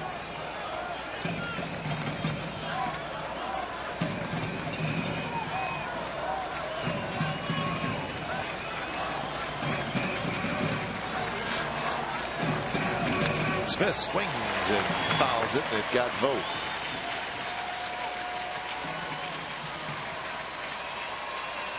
Not an A's game without Stephen Vogt getting hit. Takes a beating, takes a pounding back there. Oh.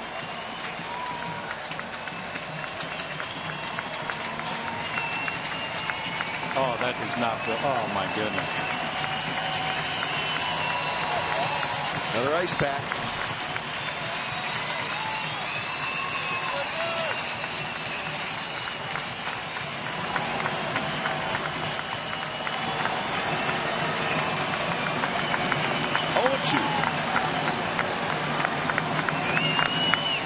rolls it just fouled. Davis picked it up, but called foul, so the count remains 0-2.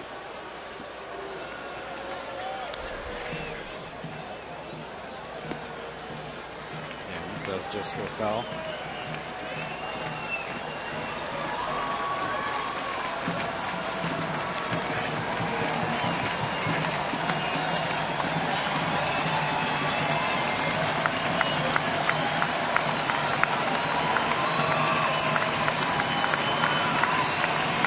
Seager's your runner at second. Smith is the only guy that matters at this point with a 2-0 lead.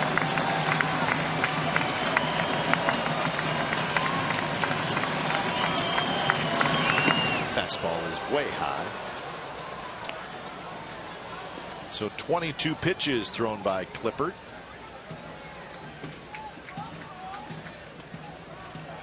He's looking for their 38th win of the year.